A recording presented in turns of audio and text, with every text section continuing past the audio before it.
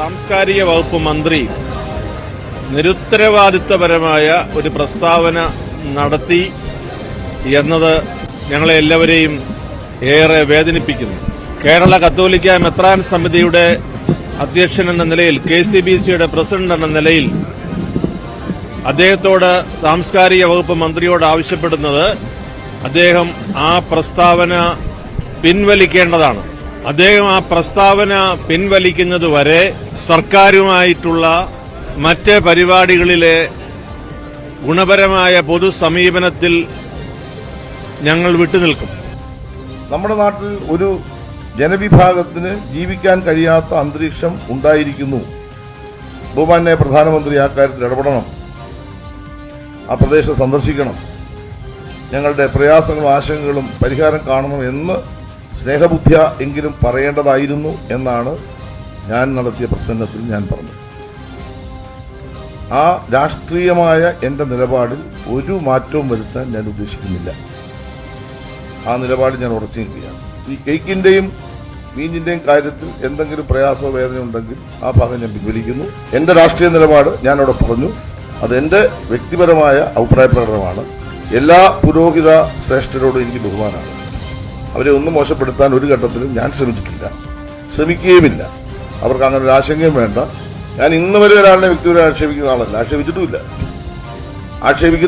കേരളത്തിൽ ആശങ്കയില്ല എന്ന് ധരിക്കണ്ട. കേരളത്തിൽ ആശങ്കയില്ലാത്ത ഇടതുപക്ഷ മുന്നണി ഗവൺമെന്റ് ശ്രീ പിണറായി വിജയന്റെ നേതൃത്വം കേരളത്തിലുള്ളത് കൊണ്ടാണ്. ഇവിടെ മുസ്ലിമിനെ അകറ്റി നിർത്തി ക്രിസ്ത്യാനിയെ പിടിക്കാൻ കഴിയുമോ എന്ന രാഷ്ട്രീയമാണ് കേരളത്തിലെ സംഘപരിവാർ ഇപ്പോൾ നടപ്പാക്കിക്കൊണ്ട് ഉദ്ദേശിക്കുന്നത്. നമസ്കാരം, പ്രൈം ഡിബേറ്റിലേക്ക് സ്വാഗതം. പ്രധാനമന്ത്രിയുടെ ക്രിസ്മസ് വിരുന്നിൽ പങ്കെടുത്ത ക്രൈസ്തവ സഭാ പ്രതിനിധികളെ കേക്കും മുന്തിരിപ്പാറ്റും കിട്ടിയതോടെ മണിപ്പൂർ മറന്നവരെന്നും BJPക്കാർ വിളിക്കുമ്പോൾ രോമാഞ്ചം കൊള്ളുന്നവരെന്നും പറഞ്ഞു കുടുങ്ങിയ മന്ത്രി സജി ചെറിയാൻ തിരുത്തി. ഇന്നലെ സജിയെ പിന്തുണച്ച മുഖ്യമന്ത്രിക്കും മന്ത്രിയെ തിരുത്തലിൽ നിന്ന് തടയാനായില്ല. മന്ത്രി തിരുത്താതെ സർക്കാരുമായി സഹകരിക്കില്ലെന്ന കത്തോലിക്ക മെത്രാൻ സമിതിയുടെ നിലപാടിന് മുന്നിൽ മുട്ടുമടക്കുകയായിരുന്നു സജി ചെറിയാൻ. ഘടകകക്ഷിയായ കേരള കോൺഗ്രസ് എമ്മിനെ പടുകുഴിയിലാക്കിയ പ്രസ്താവന തിരുത്തിയെങ്കിലും ക്രൈസ്തവർക്കിടയിൽ സ്വാധീനത്തിനായി BJP കിണഞ്ഞു ശ്രമിക്കുമ്പോൾ സജി ഉണ്ടാക്കിയ കോട്ടം നികത്താൻ കഴിയുമോ? നാളെ തൃശൂരിനെ ഇളക്കിമറിക്കാൻ മോദി എത്തുമ്പോൾ ഈ ആയുധം ഇട്ടുകൊടുത്തതിന് പിന്നിൽ മറ്റ് അജണ്ടകളുണ്ടോ? പ്രൈം ഡിബേറ്റ് ചർച്ച ചെയ്യുന്നു. തീക്കൊള്ളി കെടുത്തിയോ സജി?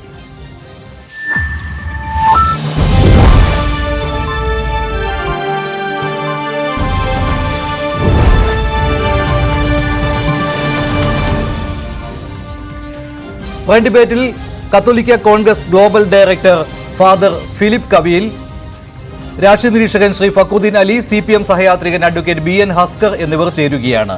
ആദ്യം ഫാദർ ഫിലിപ്പ് കവിയിൽ, ഇന്നലെ നമ്മൾ ഈ ചർച്ചയിൽ പങ്കെടുത്തതാണ്. പ്രൈം ഡിബേറ്റിൽ താങ്കൾ പങ്കെടുത്തിരുന്നു. ഇപ്പോൾ സജി ചെറിയാൻ ഈ പ്രസ്താവന തിരുത്തിയപ്പോഴും താങ്കൾ പ്രൈം ഡിബേറ്റിൽ ചേർന്നിരിക്കുകയാണ്. സ്വാഗതം ചെയ്യുകയാണോ സജി ചെറിയാൻ നടത്തിയിരിക്കുന്ന തിരുത്തലിനെ? തീർച്ചയായും സജി ചെറിയാൻ മന്ത്രിയുടെ ഭാഗത്തു നിന്നും, ഞാൻ പറയുന്നത് കേൾക്കാമോ? കേൾക്കാം. ബഹുമാനപ്പെട്ട മന്ത്രി സജി ചെറിയാൻ അദ്ദേഹം പറഞ്ഞത് തിരുത്താൻ തയ്യാറായത് തികച്ചും സ്വാഗതാർഹമാണ്. നമ്മൾ ഇന്നലെ ആവശ്യപ്പെട്ടതും അത് തന്നെയായിരുന്നു. അദ്ദേഹം ക്രൈസ്തവരെ അവഹേളിച്ച് പറഞ്ഞ വാക്കുകൾ പിൻവലിക്കണമെന്ന് പറഞ്ഞു. പക്ഷെ അപ്പോഴും ഒരു ചെറിയ പ്രശ്നം വരുന്നത്, ഞാൻ അദ്ദേഹം പറഞ്ഞ ആ പ്രസ്താവന മുഴുവൻ കേട്ടു. അപ്പൊ അദ്ദേഹം പറഞ്ഞ അദ്ദേഹത്തിന്റെ മനോഭാവങ്ങൾക്കൊന്നും മാറ്റമില്ല, 2 വാക്കുകളാണ് അദ്ദേഹം മാറ്റുന്നത് എന്നാണ് പറഞ്ഞത്. അതായത് കേക്കും വീഞ്ഞും. സത്യത്തിൽ വീഞ്ഞ് എന്ന പദം അദ്ദേഹം ഉപയോഗിച്ചിട്ടില്ല ഞാൻ കേട്ടതനുസരിച്ച്. മുന്തിരിച്ചാറിന് മുന്തിരി മാറ്റുന്ന കാര്യമൊക്കെ പറഞ്ഞത്. എന്തെങ്കിലും ആകട്ടെ, അദ്ദേഹം എന്ന് പറയുന്നത് സ്വാഗതാർഹമാണ്. അതാണ് എനിക്ക് ആദ്യമേ പറയാനുള്ളത്. നമുക്ക് ആർക്കും തെറ്റ് സംഭവിക്കാം. ആ തെറ്റ് തിരുത്തുന്നത് എപ്പോഴും സ്വാഗതാർഹമാണ്. പക്ഷേ നമ്മൾ അടിസ്ഥാനപരമായ ആവശ്യങ്ങൾ നമ്മൾ ഇന്നലെ പറഞ്ഞത്, ഞാൻ ഇന്നലത്തെ ഡിബേറ്റിൽ പ്രധാനമായിട്ടും ആവശ്യപ്പെട്ട കാര്യം ക്രൈസ്തവരുടെയും സാധാരണക്കാരുടെയും കർഷകരുടെയും വിഷയങ്ങൾ ഈ സമൂഹത്തിൽ അഡ്രസ് ചെയ്യപ്പെടണം. അതായിരുന്നു എൻ്റെ പ്രധാന ലക്ഷ്യവും ആവശ്യവും. ആ കാര്യത്തിൽ കൂടുതൽ പുരോഗതി ഉണ്ടാകണമെന്നാണ് എനിക്ക് പറയാനുള്ളത്. പക്ഷെ അതേ സമയത്ത് തന്നെ മന്ത്രി പറയുകയാണ് അദ്ദേഹത്തിന്റെ രാഷ്ട്രീയ നിലപാടുകളിൽ ഒരു മാറ്റവും വന്നിട്ടില്ല. അതുകൊണ്ട് തന്നെയാണ് അദ്ദേഹം പറയുന്നത്, ക്രൈസ്തവ പുരോഹിതർ പ്രധാനമന്ത്രി നരേന്ദ്രമോദിയെ കാണുമ്പോൾ ക്രിസ്മസ് വിരുന്നിൽ പങ്കെടുത്ത സമയത്ത് മണിപ്പൂരിനെ കുറിച്ച് പറയണമായിരുന്നു, അവിടെ നീതി ഉറപ്പാക്കണമായിരുന്നു. ഇക്കാര്യമാണ് അദ്ദേഹം പറഞ്ഞത്. അത് ഇനിയും പറയും, അതിലൊരു മാറ്റവും ഇല്ല എന്ന്. അപ്പോൾ അത് ക്രൈസ്തവ പുരോഹിതരെ അദ്ദേഹം വീണ്ടും ഓർമ്മപ്പെടുത്തുക തന്നെയാണല്ലോ. അദ്ദേഹം പറഞ്ഞ ബേസിക് കാര്യവും അത് തന്നെയായിരുന്നുവല്ലോ ആ പ്രസംഗത്തിൽ. അവിടെ മുന്തിരിവാറ്റും കേക്കും രോമാഞ്ചവും കടന്നു വന്നു എന്നതല്ലേ ഉള്ളൂ. അത് അദ്ദേഹം തിരുത്തുകയും ചെയ്തു. അപ്പോൾ അദ്ദേഹം പറഞ്ഞ കാതലായ കാര്യം അവിടെ നിൽക്കുന്നു എന്ന് അദ്ദേഹം തന്നെ പറയുകയാണ്. അല്ല, അദ്ദേഹത്തിന്റെ വാക്കുകൾ ഞാൻ മുഴുവൻ ശ്രദ്ധിച്ചിരുന്നു. അദ്ദേഹം ഏറ്റവും അവസാനം അഭിമന്യ കർദിനാൾ തിരുമേനി ക്ലീമിസ് പിതാവ് പറഞ്ഞതനുസരിച്ച് നിർവ്യാജമായിട്ട് അല്ലെങ്കിൽ കൃത്യമായി ഖേദം പ്രകടിപ്പിച്ച് പറയുന്നുണ്ട്. അപ്പം അദ്ദേഹം പിന്നെ പറയുന്നത് ഒരു ന്യായീകരണമായിട്ട് ഞാൻ മനസ്സിലാക്കുന്നുണ്ട്. നമുക്കൊക്കെ എല്ലാ മനുഷ്യർക്കും സ്വാഭാവികമായിട്ട് അല്പം ഈഗോ പ്രശ്നം വരുമല്ലോ. നമ്മളൊരു കാര്യം പറയുന്നത് അപ്പാടെ പിൻവലിക്കേണ്ടി വരിക എന്ന് പറയുന്നത് ബുദ്ധിമുട്ടുള്ളതാണ് മാനുഷികമായിട്ടുള്ളത്. ആ ഒരു പ്രശ്നമാണ് ഞാൻ അതിൽ കാണുന്നത്. പിന്നെ അദ്ദേഹം പറഞ്ഞു, ഈ അദ്ദേഹത്തിന്റെ വിശദീകരണത്തിൽ അദ്ദേഹം പറഞ്ഞു, ആരോ പത്രപ്രവർത്തകർ അദ്ദേഹത്തോട് ചോദിക്കുന്നുണ്ട്, ഈ മണിപ്പൂർ വിഷയങ്ങള് ഇന്ത്യയിലെ ക്രൈസ്തവര് മതമേലധ്യക്ഷന്മാര് പ്രധാനമന്ത്രിയോട് നേരത്തെ തന്നെ ഉന്നയിച്ചിട്ടുണ്ടല്ലോ എന്ന് പറഞ്ഞപ്പോൾ അദ്ദേഹം പറഞ്ഞു, അതെനിക്കറിയാം, ഞാനത് സമ്മതിക്കുന്നു എന്ന് അദ്ദേഹം പറയുന്നുണ്ട്. അതിനുശേഷം അദ്ദേഹം പറയുന്നത് അദ്ദേഹത്തിന്റെ പോയിന്റ് ഈ മണിപ്പൂർ വിഷയം ഈ മീറ്റിംഗിൽ പറയണമായിരുന്നു എന്നുള്ളത് അദ്ദേഹത്തിന്റെ വ്യക്തിപരമായ ഒരു അഭിപ്രായമാണ്. അതിനെ നമ്മൾ മാനിക്കണം. കാരണം നമുക്ക് വ്യക്തിപരമായ അഭിപ്രായങ്ങളുണ്ടല്ലോ. നമ്മൾ ഒരാളെ ഇല്ലാതാക്കാൻ ശ്രമിക്കുന്നില്ല. ആ ആളുടെ തെറ്റുപറ്റുന്ന തിരുത്തണമെന്നാണ് നമ്മൾ പറഞ്ഞത്. അദ്ദേഹം തിരുത്തിയതിൽ സന്തോഷമുണ്ട്. പക്ഷെ നമ്മൾ ഒരു കാര്യം കൂടെ ചിന്തിക്കണം. നമ്മൾ ഒരാള് ഒരു കല്യാണത്തിന്, ഒരു വിവാഹത്തിന് ക്ഷണിക്കുക. ആ വിവാഹത്തിന് ക്ഷണിക്കുന്ന സമയത്ത് അവിടുത്തെ വിവാഹ സന്തോഷത്തിന്റെ സമയത്ത് നമ്മൾ മറ്റു വിഷയങ്ങളാണോ അവിടെ പറയുന്നത്? അതിന്റെ സമയം, വിവാഹത്തിന്റെ സമയം വിവാഹ ആഘോഷങ്ങളുടേതാണ് എന്ന് പറഞ്ഞതുപോലെ ഈ മുഖ്യമന്ത്രി പ്രധാനമന്ത്രി ക്രൈസ്തവരുടെ പ്രധാനപ്പെട്ട ഒരു ആഘോഷ സമയത്ത് ക്രൈസ്തവ മേലധ്യക്ഷന്മാരെയും നേതാക്കന്മാരെയും വിളിച്ചപ്പോൾ ആ ആഘോഷത്തിന്റെ സന്തോഷം പങ്കിടുക എന്നുള്ളതാണ് അവിടുത്തെ പ്രധാനപ്പെട്ട കാര്യം. മണിപ്പൂർ വിഷയം തീർച്ചയായിട്ടും പ്രധാനപ്പെട്ട കാര്യമാണ്. ഈ ഇന്ത്യയിലെ ന്യൂനപക്ഷങ്ങൾ അനുഭവിക്കുന്ന ദുഃഖങ്ങളും ദുരിതങ്ങളും അടിച്ചമർത്തലുകളും പ്രധാനമന്ത്രിയുടെ ശ്രദ്ധയിൽപ്പെടുത്തേണ്ടത് തന്നെയാണ്. അതിന് ഞങ്ങൾക്ക് രണ്ട് പക്ഷമില്ല. അത് അഡ്രസ് ചെയ്യപ്പെടേണ്ടതാണ്. പക്ഷേ ഇത് രണ്ട് പശ്ചാത്തലമാണെന്നാണ് ഞാൻ പറയാൻ ശ്രമിച്ചത്.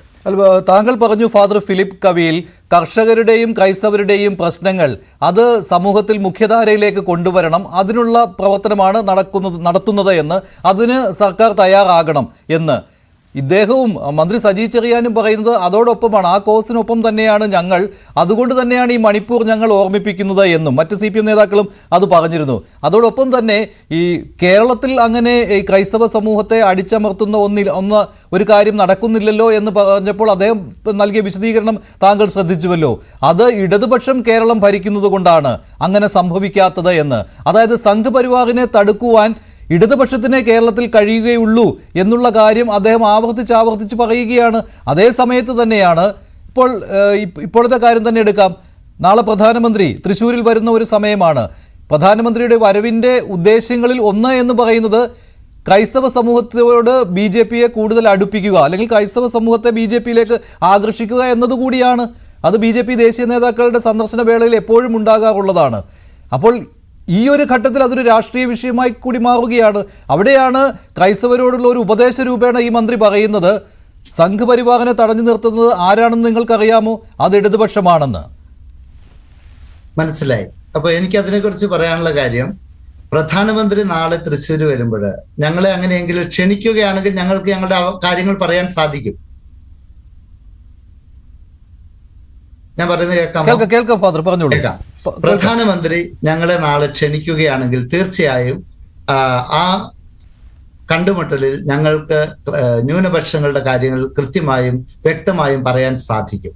ആരെങ്കിലും ക്ഷണിച്ചിട്ടുണ്ടോ എന്ന് എനിക്ക് അറിഞ്ഞുകൂടാ. പിന്നെ ആദ്യം പറഞ്ഞ കാര്യം, മന്ത്രി സജി ചെറിയാനും പറഞ്ഞ കാര്യം, ഇടതുപക്ഷത്തിന്റെ ഭരണത്തില് ഈ ക്രൈസ്തവ ന്യൂനപക്ഷങ്ങൾക്ക് യാതൊരു ബുദ്ധിമുട്ടും ഉണ്ടാകുന്നില്ലല്ലോ എന്ന് പറഞ്ഞു. അങ്ങനെയാണെങ്കിൽ ഞാൻ ചോദിക്കട്ടെ, ഈ ഇടതുപക്ഷ സർക്കാർ തന്നെ ചെയ്ത ഒരു നല്ല കാര്യമാണ് ക്രൈസ്തവ ന്യൂനപക്ഷങ്ങളുടെ ബുദ്ധിമുട്ടുകളെ കുറിച്ച് പൊതുസമൂഹത്തിൽ അവരനുഭവിക്കുന്ന അവശതകളെ കുറിച്ച് കൃത്യമായി പഠിക്കുവാൻ വേണ്ടി JB കോശി കമ്മീഷനെ നിയമിച്ചത്. ഈ JB കോശി കമ്മീഷനെ നിയമിച്ചതിന്റെ അർത്ഥം ഈ ക്രൈസ്തവ ന്യൂനപക്ഷങ്ങൾക്ക് ഇവിടെ പ്രശ്നമുണ്ട് എന്നുള്ളതല്ലേ? അത് രാഷ്ട്രീയമായ പ്രശ്നമാണെന്ന് ഞാൻ പറയുന്നില്ല. അവരുടെ സാമൂഹികമായ പ്രശ്നങ്ങളുണ്ട്, അവരുടെ പിന്നോക്കാവസ്ഥയുണ്ട്, മുന്നോക്കക്കാരിലെ പിന്നോക്കക്കാർ എന്നുള്ള പ്രശ്നങ്ങളുണ്ട്. അങ്ങനെ പ്രശ്നങ്ങൾ ഉള്ളത് കൊണ്ടാണ് ഈ JB കോശി കമ്മീഷനെ ഇവിടെ നിയമിച്ചതും ആ കമ്മീഷൻ വളരെ വിശദമായിട്ട് സിറ്റിങ്ങുകൾ നടത്തി ക്രൈസ്തവരിൽ നിന്നും അവരുടെ പ്രശ്നങ്ങളെക്കുറിച്ച് വളരെ വിശദമായി പഠിക്കുകയും ചെയ്ത് റിപ്പോർട്ട് അവതരിപ്പിച്ചത്. ഒരു പ്രശ്നം ഇല്ലായിരുന്നെങ്കിൽ അങ്ങനെ ഒരു റിപ്പോർട്ട് ആവശ്യപ്പെടേണ്ട കാര്യം ഉണ്ടാകുമായിരുന്നില്ല.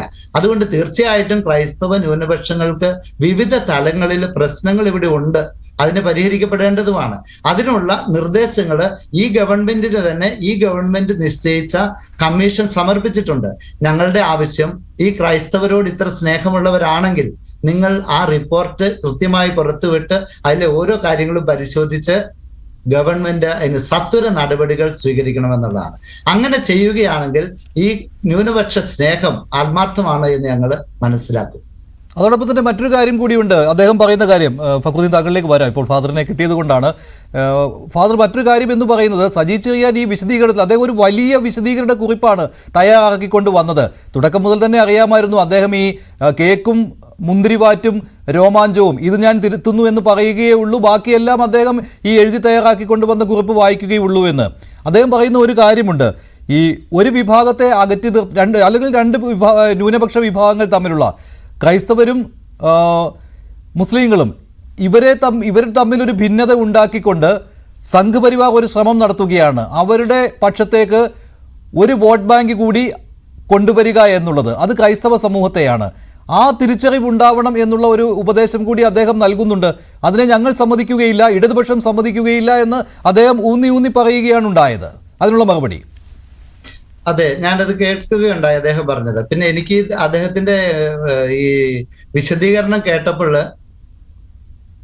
ഞാൻ പറയുന്നത് കേൾക്കാം ഫാദർ, പറഞ്ഞോളൂ. ആ വിശദീകരണം കേട്ടപ്പോൾ എനിക്ക് തോന്നിയ ഒരു ഫസ്റ്റ് ഇംപ്രഷൻ എന്ന് പറയുന്നത് അദ്ദേഹം ഈ പ്രസ്താവന പിൻവലിക്കുവാൻ നിർബന്ധിതനായി പിൻവലിച്ചതാണ് എന്നുള്ളതാണ്. കാരണം ഇത്ര ശക്തമായ ഒരു പ്രതികരണം ക്രൈസ്തവ ലോകത്തു നിന്ന് വരുമെന്ന് ഒരുപക്ഷെ അദ്ദേഹം ധരിച്ചിരിക്കുകയില്ല, അല്ലെങ്കിൽ അദ്ദേഹത്തിന്റെ കൂടെയുള്ളവർ ധരിച്ചിരിക്കുകയില്ല.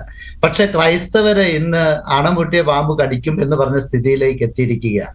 അതായത് പൊറുതി മുട്ടിയിട്ടാണ് ക്രൈസ്തവർ ഇപ്പൊ പ്രതികരിക്കാൻ തുടങ്ങിയിരിക്കുന്നത്. എല്ലാ രംഗങ്ങളിലും ക്രൈസ്തവരെ വളരെ സൈഡാക്കാമെന്നും അവഗണിക്കാമെന്നും ഒരു ധാരണ ഇത്രയും നാളും വിവിധ രാഷ്ട്രീയ പാർട്ടികൾ, ഞാൻ ആരെയും പ്രത്യേകിച്ച് പേരെടുത്ത് പറയുന്നില്ല, നടത്തിക്കൊണ്ടു പോരുകയാണ്. അതിനൊരു മാറ്റം ഈ കേരളത്തിൽ ഉണ്ടായിക്കൊണ്ടിരിക്കുകയാണ്. പ്രത്യേകിച്ച് കത്തോലിക്ക കോൺഗ്രസ് എന്ന് പറയുന്ന സംഘടനയിലൂടെ ക്രൈസ്തവരെ ഒരു ചരടിൽ കോർത്തു നിർത്തുവാൻ ഇന്ന് ഇവിടെ സാധിക്കുമെന്ന് സമീപകാല പ്രവർത്തനങ്ങളെ നിരീക്ഷിക്കുന്ന ആർക്കും മനസ്സിലാകും. അതുകൊണ്ട് ഇനി അതുകൊണ്ടാണ് ഞാൻ ഇന്നലെ പറഞ്ഞത് ആ പരിപ്പിന് വേഗിയല്ല എന്ന് പറഞ്ഞത്. അതുകൊണ്ട് അത് ശ്രദ്ധിക്കുന്നത് രാഷ്ട്രീയ പാർട്ടികൾക്കും നല്ലതാണ്. മന്ത്രി പറഞ്ഞ ഈ കാര്യമുണ്ടല്ലോ, ന്യൂനപക്ഷങ്ങളെ തമ്മിൽ അടിപ്പിക്കുക, അങ്ങനെ അല്ല, ന്യൂനപക്ഷങ്ങളെ തമ്മിൽ വേർപെടുത്തുക, തമ്മിലടിപ്പിക്കുക, ഈ ഒരു ലക്ഷ്യം സംഘപരിവാറിനുണ്ട്. അത് നിങ്ങൾ അതിൽ വീഴരുത്, ആ ട്രാപ്പിൽ വീഴരുത്. ഈ ഒരു ഉപദേശവും മന്ത്രി നൽകുകയാണ് ഫാദർ. മന്ത്രിയുടെ ഉപദേശത്തിന് ആദ്യം തന്നെ നന്ദി പറയുന്നു. പക്ഷേ ഞങ്ങൾ സാമാന്യ ബുദ്ധിയുള്ള ആളുകളാണ്. ആരാണ് ഞങ്ങളെ അകറ്റുന്നത്, ആരാണ് ഞങ്ങളെ അവഗണിക്കുന്നത് എന്നൊക്കെ മനസ്സിലാക്കുവാൻ ഞങ്ങൾക്ക് ഇതിനോട് സാധിച്ചിട്ടുണ്ട്. അത് നമ്മൾ വാക്കുകൾ കൊണ്ട് പറഞ്ഞാൽ പോരാ, പ്രവൃത്തികളിൽ കാണണം. നിങ്ങൾ ന്യൂനപക്ഷങ്ങളുടെ കാര്യങ്ങൾ വരുമ്പോൾ, പ്രത്യേകിച്ച് ക്രൈസ്തവരുടെ കാര്യം വരുമ്പോൾ, അവരുടെ കാര്യങ്ങൾ നിങ്ങൾക്ക് ചെവിക്കൊള്ളാൻ സന്നദ്ധതയുണ്ടോ എന്ന് ഞങ്ങൾ ശ്രദ്ധിക്കുന്നുണ്ട്, നിരീക്ഷിക്കുന്നുണ്ട്. ഇനി ന്യൂനപക്ഷങ്ങൾ തമ്മിൽ വേർപെടുത്തുമ്പോൾ നിങ്ങൾ എന്തുകൊണ്ടാണ് അതിനെ ഭയപ്പെടുന്നത്? എന്തിനാണ് ഈ ന്യൂനപക്ഷങ്ങളെ തമ്മിലടിപ്പിക്കുന്നത്? എന്തുകൊണ്ടാണ് ക്രൈസ്തവര് മാറിപ്പോകുന്നതിൽ നിങ്ങൾ ഭയപ്പെടുന്നത്?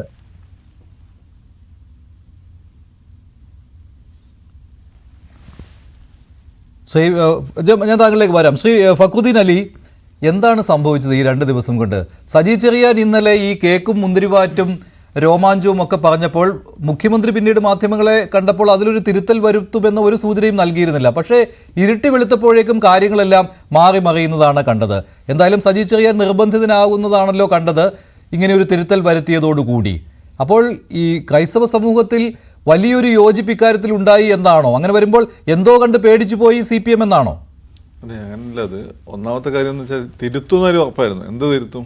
രോമാഞ്ചം, മുന്തിരി വാറ്റിയത്, പിന്നെന്താ കേക്ക്. ഈ 3 തിരുത്തുമെന്ന് ഉറപ്പായിരുന്നു. കാരണം അതൊരു അതിശയഭാഗമായ രീതിയിലായിപ്പോയി. പിന്നെ 2, ഇപ്പോൾ ഇവർക്ക് അച്ഛന്മാർക്കാർക്ക് ഇതിനെ ഒന്നും അയച്ചു, ഇതൊക്കെ ഇഷ്ടംപോലെ കുട്ടിക്കാണൻ തൊട്ട് അയച്ചു വന്ന ആളുകളാണ്. ഇപ്പോൾ അതിൽ അവർക്കത് കഴിക്കാനും ബുദ്ധിമുട്ടായിരിക്കും. അപ്പോൾ അത് ഒരു വലിയൊരു എന്താ പറയുക, അവരെ വികാരത്തെ ബിഷപ്പിൻ്റെ അല്ലെങ്കിൽ അച്ഛന്മാരുടെ ക്രിസ്ത്യൻ കമ്മ്യൂണിറ്റി മാത്രം പൊതുസമയം അതായത് കമ്മ്യൂണിറ്റി ഇഷ്ടപ്പെടുന്ന ആളുകളെ എല്ലാം തന്നെ വികാരത്തെ വ്രണപ്പെടുത്തിയിട്ടുള്ള ഒരു സ്റ്റേറ്റ്മെൻ്റ് ആയിപ്പോയി. ബാക്കി അതിൻ്റെ പൊളിറ്റിക്കൽ കണ്ടന്റ് തിരുത്തുക എന്നുള്ളതാണ് ചോദ്യം. അതിൻ്റെ തിരുത്താൻ അത് തിരുത്തില്ല എന്ന് തന്നെ നമ്മൾ വിചാരിച്ചത്. അത് മന്ത്രി തിരുത്തിയിട്ടില്ല. ആ പൊളിറ്റിക്കൽ കണ്ടന്റ് തന്നെയാണ് ഈ അധിക്ഷേപങ്ങളില്ലാതെ മുഖ്യമന്ത്രി അദ്ദേഹത്തിൻ്റെ പ്രസംഗത്തിൽ പറഞ്ഞത്. അത് തിരുത്തിയിട്ടില്ല. ഇത് തിരുത്തും എന്നുള്ള കാര്യം ഉറപ്പായിരുന്നു. കാരണം ഈ രീതിയിലല്ല നമ്മൾ അഭിവന്ദ്യരായിട്ടുള്ള ഒരു എന്താ പറയുക മതമേലധ്യക്ഷന്മാരെ പറ്റിയൊക്കെ നമ്മൾ പറയേണ്ടത്. നമ്മൾ കണ്ട അവരെ പറ്റി പോലല്ലേ, അവരെ പറ്റി പോലും ഇങ്ങനെ പറഞ്ഞു കഴിഞ്ഞാൽ പൊളിറ്റിക്കൽ കറക്റ്റ്നെസ്സിൻ്റെ കാലഘട്ടമാണ്. ആരാണ് പൊളിറ്റിക്കൽ കറക്റ്റ്നെസ് ഏറ്റവും കൂടുതൽ പറയുന്നത് നമുക്കറിയാം. അപ്പോൾ അത് തിരുത്തും, അത് തിരുത്തി, അത്രയേ ഉള്ളൂ. ഇപ്പോൾ ഈ പൊളിറ്റിക്കൽ കണ്ടന്റ് അതിനകത്ത് വരുന്നു എന്ന് പറയുമ്പോൾ അത് സജി ചെറിയാൻ അതിനകത്ത് ഒരു തിരുത്തൽ വരുത്തിയിട്ടില്ല എന്ന് പറയുമ്പോൾ ഈ നേരത്തെ ഞാൻ ഫാദറിനോട് ചോദിച്ച അതേ കാര്യം തന്നെയാണല്ലേ, ഈ സംഘപരിവാറിൻ്റെ ആ ഒരു വലവീശലിൽ വീഴരുത് ക്രൈസ്തവ സമൂഹം, ആ ഒരു മുന്നറിയിപ്പ് CPM-ഉം ഇടതുപക്ഷവും നൽകുന്നു. അതായത് തങ്ങളുടെ കൂടെ നിൽക്കുന്നു എന്ന് വെച്ച് ക്രൈസ്തവ സമൂഹം മുഴുവൻ ഇടതുപക്ഷത്തോടു കൂടി നിൽക്കുന്നു എന്നല്ല, പക്ഷേ അകന്നു പോകരുത്, ഉള്ളവർ കൂടി അകന്നു പോകരുത്. ഇപ്പോൾ കഴിഞ്ഞ തെരഞ്ഞെടുപ്പുകളിൽ പിണറായി വിജയന് രണ്ടാമത്തെ അവസരം കിട്ടിയതൊക്കെ ക്രൈസ്തവ സഭകളുടെയും വിശ്വാസികളുടെയും ഒരു പിന്തുണ ഉണ്ടായിരുന്നുവെന്ന് അവരുടെ തന്നെ വിലയിരുത്തലിൽ വന്നതാണ്. അപ്പോൾ അത് അങ്ങനെ അങ്ങ് കൊഴിഞ്ഞു പോകരുത്. ആ ഒരു രാഷ്ട്രീയ ലക്ഷ്യം അതുകൂടി ഇതിനകത്തുണ്ട്. അതാണല്ലോ ബേസിക് ആയിട്ട് വന്നിരിക്കുന്നത്. അല്ല, ഒന്നാമത്തെ പിണറായി ഗവൺമെൻറ് വലിയൊരു പരിധി വരെ ക്രൈസ്തവ സഭകളുടെ സപ്പോർട്ട് ഉള്ളതുകൊണ്ടാണ് പല മേഖലകളിലും. ഇപ്പം കോട്ടയത്തൊക്കെ പിന്നെ ഒരു പക്ഷേ UDF മേൽക്കൈ ഉണ്ടെങ്കിൽ പോലും പല മേഖലകളിലും മലബാറിലൊക്കെ പല സീറ്റുകളും ജയിക്കാൻ പറ്റിയത് ക്രൈസ്തവ സഭയുടെ കുടിയേറ്റ സമൂഹങ്ങളുടെ ശക്തമായിട്ടുള്ള പിന്തുണ ഉള്ളതുകൊണ്ടാണ്. അതൊരു ഗ്രാജുവലായിട്ട് വന്നു വെച്ചാൽ, ഞാൻ ആദ്യം കമ്മ്യൂണിസ്റ്റുകാരെ പറ്റിയിട്ടുണ്ടായ ഒരു കാര്യം എന്ന് വെച്ചാൽ, ഈ കായൽ രാജാക്കന്മാർക്കെതിരെയുള്ള സമരത്തിൽ അപ്പുറത്ത് നിന്ന് മുരിക്കൻ ഫാമിലിയൊക്കെ ഈ പറയുന്ന ക്രിസ്ത്യൻസ് ആയതുകൊണ്ട് ആ ഒരു എന്താണ് ഒരു ശത്രു എന്ന രീതി കണ്ടിരുന്നു. പിന്നെ കമ്മ്യൂണിസ്റ്റ് മാനിഫെസ്റ്റോ തന്നെ പറയുന്നത് മതമേലധ്യക്ഷന്മാരെല്ലാവരും കൂടിയിട്ട് മതനേതാക്കന്മാരെ ഒരു ഭൂതം വരുന്നു, യൂറോപ്പിനെ കമ്മ്യൂണിസ്റ്റ് എന്ന ഭൂതം പിടികൂടിയിരിക്കുന്നു എന്നുള്ള. അപ്പോൾ അതിൻ്റെ ആ ഒരു അണ്ടർ കറണ്ട്. പിന്നെ വിമോചന സമരം ഉണ്ടാക്കിയിട്ടുള്ള വലിയൊരു ഗ്യാപ്പ്. അങ്ങനെ കമ്മ്യൂണിസ്റ്റുകാർ ബേസിക്കലി സോവിയറ്റ് റഷ്യക്കുള്ള സമയമാണ്. അപ്പോൾ കമ്മ്യൂണിസ്റ്റുകാർ നിഷേധികളാണ്, അതുപോലെ തന്നെ മതനിഷേധികളാണെന്ന ഫീലിംഗ് കത്തോലിക്ക സഭയ്ക്ക് ഉണ്ടായിരുന്നു. അത് അടുത്ത കാലം വരെ ഉണ്ടായിരുന്നു. പക്ഷേ അതൊക്കെ മാറി പറഞ്ഞ് എങ്ങനെയാണെന്ന് വെച്ചാൽ, ഈ 70s 80s ഒക്കെ അല്ലെങ്കിൽ 90s കോളേജ് പഠിച്ചിട്ടുള്ള പയ്യന്മാർ ആണ് ഇപ്പോഴത്തെ നമ്മളെ പല ബിഷപ്പുമാരും അല്ലെങ്കിൽ അച്ഛന്മാരും ഒക്കെ തന്നെ. അവരെല്ലാം തന്നെ ഇവരുടെ ഇപ്പോഴുള്ള പല ഇടതുപക്ഷക്കാരുടെയും സമകാലികരാണ്. SFI ഒക്കെ ആ സമയത്ത് SFIൻ്റെ സുവർണ്ണ കാലഘട്ടം കൂടിയാണ്. അപ്പോൾ അന്ന് വിമോചന ദൈവശാസ്ത്രമൊക്കെ ലോകത്തിൻ്റെ വിവിധ ഭാഗങ്ങളൊക്കെ ശക്തിപ്പെട്ടിരുന്നു. അപ്പോൾ ജോൺ ബോൾ മാപ്പാപ്പൊക്കെ തന്നെ അദ്ദേഹം വിമോചന ദൈവശാസ്ത്രകാരൻ അല്ലെങ്കിൽ ഒരു വളരെ പ്രോഗ്രസീവ് ആയിട്ടുള്ള ആശയങ്ങൾ മുന്നോട്ട് വെച്ചിട്ടുള്ള ആളാണ്. അതിനുശേഷം വന്നിട്ടുള്ള റാറ്റ്സിംഗർ കുറച്ച് ആ ഒരു രീതി എനിക്ക് തോന്നിയില്ല. ഇപ്പോഴത്തെ ഫ്രാൻസിസ് പാപ്പയാണെങ്കിൽ അത്തരം നിലപാടുകളാണ്. അത് ഓർത്തഡോക്സ് സഭയുടെ മേലധ്യക്ഷനാണെങ്കിൽ അത്തരം നിലപാട് എടുക്കുന്നത്. അപ്പോൾ അങ്ങനെ കമ്മ്യൂണിസ്റ്റുകാരെ ഇങ്ങനെ അകറ്റി നിർത്തേണ്ടല്ലെന്ന് കേരളത്തിൽ അവർ ഒരുപാട് കാര്യം ചെയ്തിട്ടുണ്ട്. പ്രത്യയശാസ്ത്രമായ അത്ര വലിയ കടുപിടുത്തല്ല എന്നൊക്കെ ഫീൽ അവർക്ക് ഉണ്ടാവുക. അത് മാത്രമല്ല, ഈ പറഞ്ഞ UDF സംവിധാനത്തിൽ ക്രിസ്ത്യൻ സഭകൾക്ക് വലിയ പ്രാതിനിധ്യം ഉണ്ടായിരുന്നു. ആ സമയത്താണെങ്കിൽ ഈ 5ാം മന്ത്രി വന്നത്. അതാണ് ഇവരെ ഏറ്റവും വലിയ പ്രശ്നമായത്. കാരണം ഇതൊക്കെ നമ്മൾ ഒരു തരത്തിലുള്ള ഒരു പരസ്പരം മനസ്സിലാക്കേണ്ട പുറത്താണ്.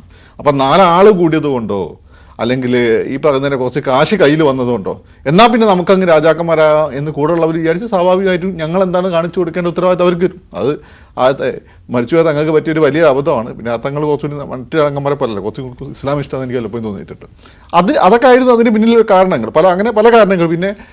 പിന്നുണ്ടായതെന്ന് വെച്ചാൽ അതിനുശേഷം ഉണ്ടായതാണ് ഈ പറയുന്ന ചില ക്രിസ്ത്യൻ പെൺകുട്ടികളും ചെറുപ്പക്കാരും ഇസ്ലാമിലേക്ക് മതം മാറി അവർക്ക് പ്രശ്നമൊന്നുമില്ല. അതിന് ഇവരും കല്യാണം കഴിച്ച് കൊണ്ടുപോകുമ്പോൾ അങ്ങോട്ട് സഭയിലേക്ക് എടുക്കുന്ന സമയത്ത് വേറെ നിർദ്ദേശമൊന്നുമില്ല. ഈ പറയുന്ന എന്താ പറയുക മാമോദീസ മുക്കാറൊക്കെ ഉണ്ട്, അതൊക്കെ അങ്ങോട്ട് കൊണ്ടുപോകാം. പക്ഷേ ഇതല്ലല്ലോ, ഇത് IS കയറ്റിക്കൊണ്ടുപോയി ഭീകരവാദികളാക്കി മാറിയിരുന്നു. ആ പിള്ളേർ ഭീകരവാദികളായി മാറി അഫ്ഗാനിസ്ഥാനിൽ പോയി ഫൈറ്റ് ചെയ്തു. ഇതൊക്കെ സഭയ്ക്ക് വലിയ പ്രശ്നങ്ങൾ ഉണ്ടാക്കിയിട്ടുണ്ട്. അപ്പം ഇതിൻ്റെയൊക്കെ ഇതെല്ലാം UDF-നോടുള്ള ഒരു ശക്തം വിപ്രതിപത്തി ഉണ്ടാക്കിയിരുന്നു. അതെല്ലാം LDF-ന് ഗുണം ചെയ്ത കാര്യമാണ്.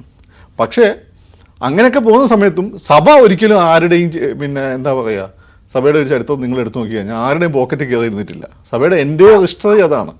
ഇപ്പോൾ ഇന്നലെ ഇപ്പം മോഡിക്ക് ഈ പറയുന്ന പോലെ ക്രിസ്ത്യാനികൾ മാത്രമല്ല മുസ്ലിങ്ങളെ ക്ഷണിക്കണമെന്നുണ്ട്. അവർ പറഞ്ഞുകൊണ്ടിരിക്കുക, അവർക്ക് പ്രത്യേക വിങ്ങുണ്ട്.